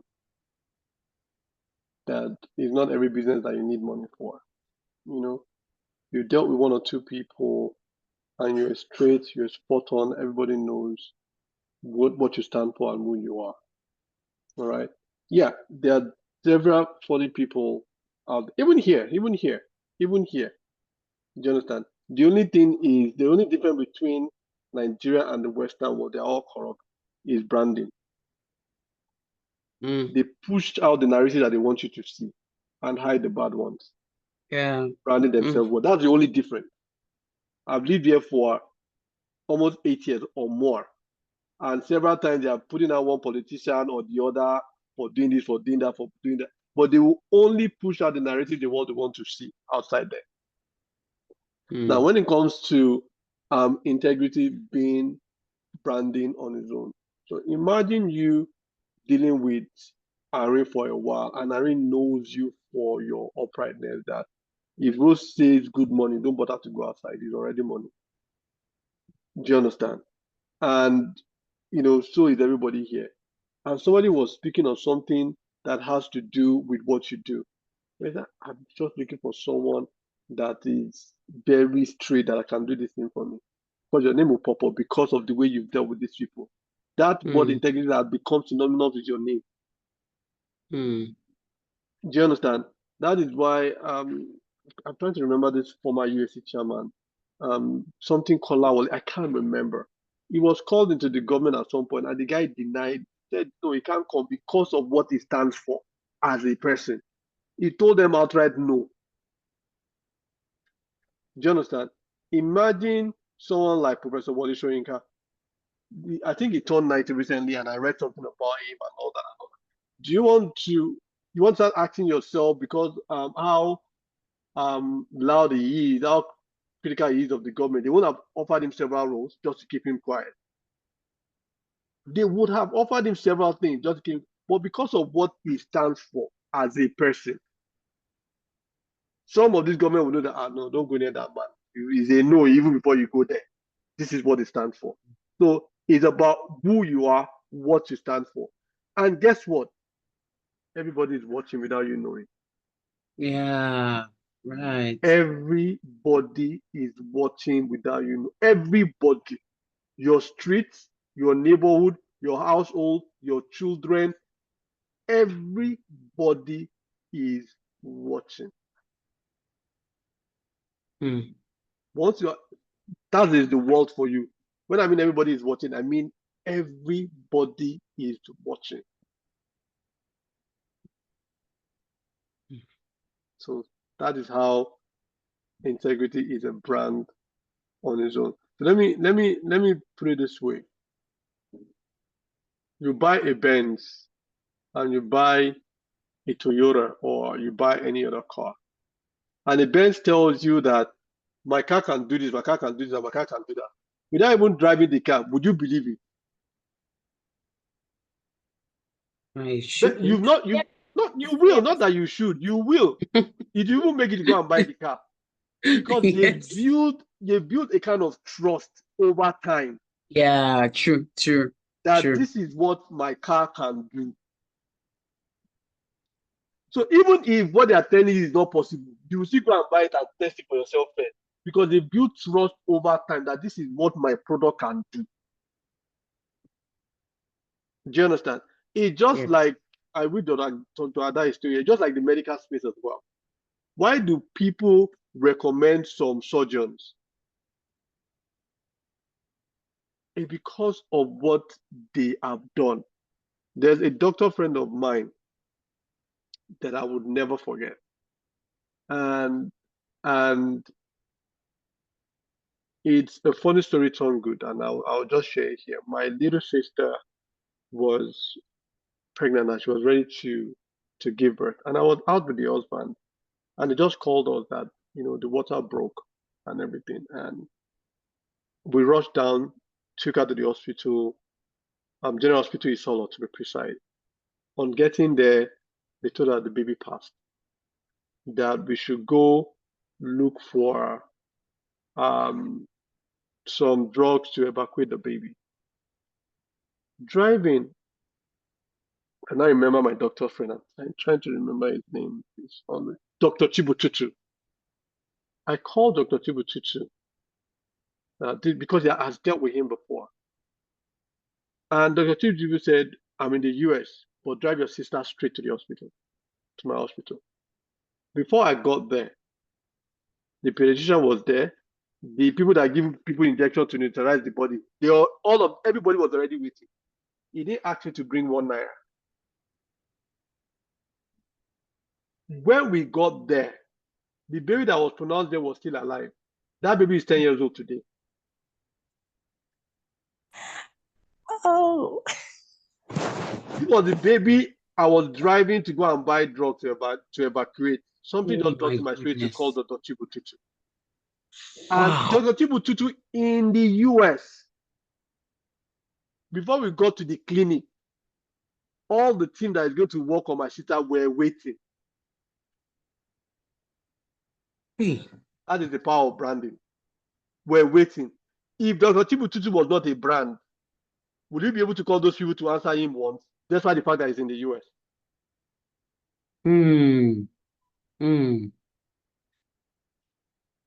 Dr. Chibututu has built a level of integrity in me because he did not ask for 1 naira until the baby came out alive. We got home, and weeks after, not a month after, before he sent me the bill. To him, the life was more precious than the money. It's not all Nigerian doctors that would do that. It was from him that I first heard that for him, medicine is a calling. It's not about money. So that is how integrity can be a brand. Now, if anybody calls him from Nigeria, I want to do this, the first person I'll call is Dr. Chibututu to go to his hospital. Go to his hospital. Go to his hospital. Go to his hospital. Go to his hospital. So you can imagine how that has become a brand. It was not a brand on his own. He's in the US. He has already called team of specialists that is waiting before we got there. There must be something he has done to make these people answer his call at any point in time. Exactly. It's part of branding. And he was talking about Dr. Ada, that it was a book from his this, is that. In school, Dr. Ada has branded herself as an Esiko. So anytime anybody is going through any academic problem, it's the first point of call because of the brand and what she has created for herself. Again, everybody is watching, not just your household.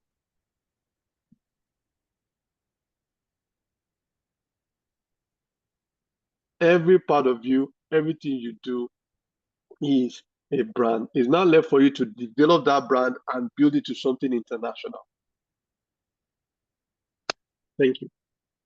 Thank you so much. Thank you. Thank you, Babajide. Really appreciate this wonderful session with you. Thank you so much. I want us to drop our thank you notes on the comment section to just appreciate him. I'm short of words. Thank you. All right, Ari, over to you. We are already rounding off the session. Ari, take over. All right, thank you so much, sir. Thank you so much, Rose. You did a beautiful job hosting this event. You did it better than I did it the last time. Honestly, you took a lot of load off my neck, and it also speaks to your brand. If I didn't know you could do this, I won't hand it over to you and say, Rose got this. You did a beautiful job. Thank you so much. Pleasure. Thank you, Mr. Babajide. You're a person of value. I've known your brand since all my life, since I was a baby, and it's still that same big brother I've always known, you've always been. Thank you so much for coming to do this, for delivering value. And Rose is also my childhood friend. We were all in Adekunle together. Yes, I don't know why I do. I don't know him. Oh, am I supposed to know him, Barry? Am I supposed to know you? if you know Ari and Assis and you know the brother Daily, you know the cousin, then probably you should. I know everyone. Yeah. Well, Interestingly, okay. I'm sure you guys were literally opposite each other, but life just didn't connect you somehow. Oh yeah. wow! When you say opposite, where? Sorry, everybody. Around casino, around casino cinema. That's yes, amazing. Yeah. Wow. Okay, no. He was Odiaba Road. I was Odiaba Road. Oh yeah. no, not close to us. Not close to us. Right. Yeah, but it's okay. We are connected now, so that's a good thing. Yeah. So if you're around Castle, did you ever go to Philomena Coaching Center? Do you know Philomena Coaching Center? No. Oh, okay. Hold on. The on Youth Avenue. The one. Yes. On Youth Avenue. I was there. I did. You know, but I don't know you. That brings you to another thing about branding. How many of us remember that if you are doing a party in Nigeria and you want to call, could you go and call Agoyin people? Why must it Agoyin people that knows how to cook jollof rice? Because they have a brand, they have a way of cooking that jollof rice. That's why I say everybody is watching. Actually, yeah. Everybody, whether you know it or not, everybody is watching.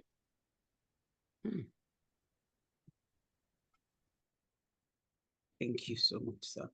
Wow, beautiful.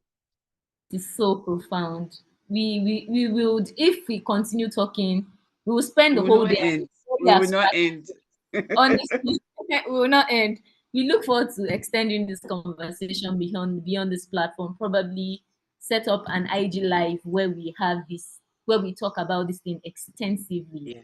But it's a lot of work putting this together. There are still so many deliverables and tasks we have within the community, timelines we have that we have not yet hit because we don't have enough manpower. Some of us are mothers, we have a lot of work to do personally, and then say we want to spare some time for the community. It's a lot of work really, but we look forward to extending this conversation beyond this platform.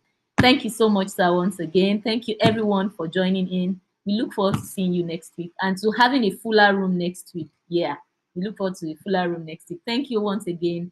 It's bye-bye from me and everyone from Power Mom Support Circle. Bye, everyone. Thank you. Bye. Bye. I enjoyed myself. Yeah, thank you.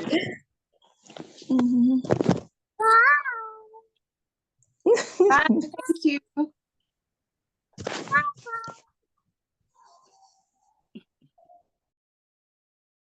Bye, everyone. Sorry, I'm looking for the stop button. Okay.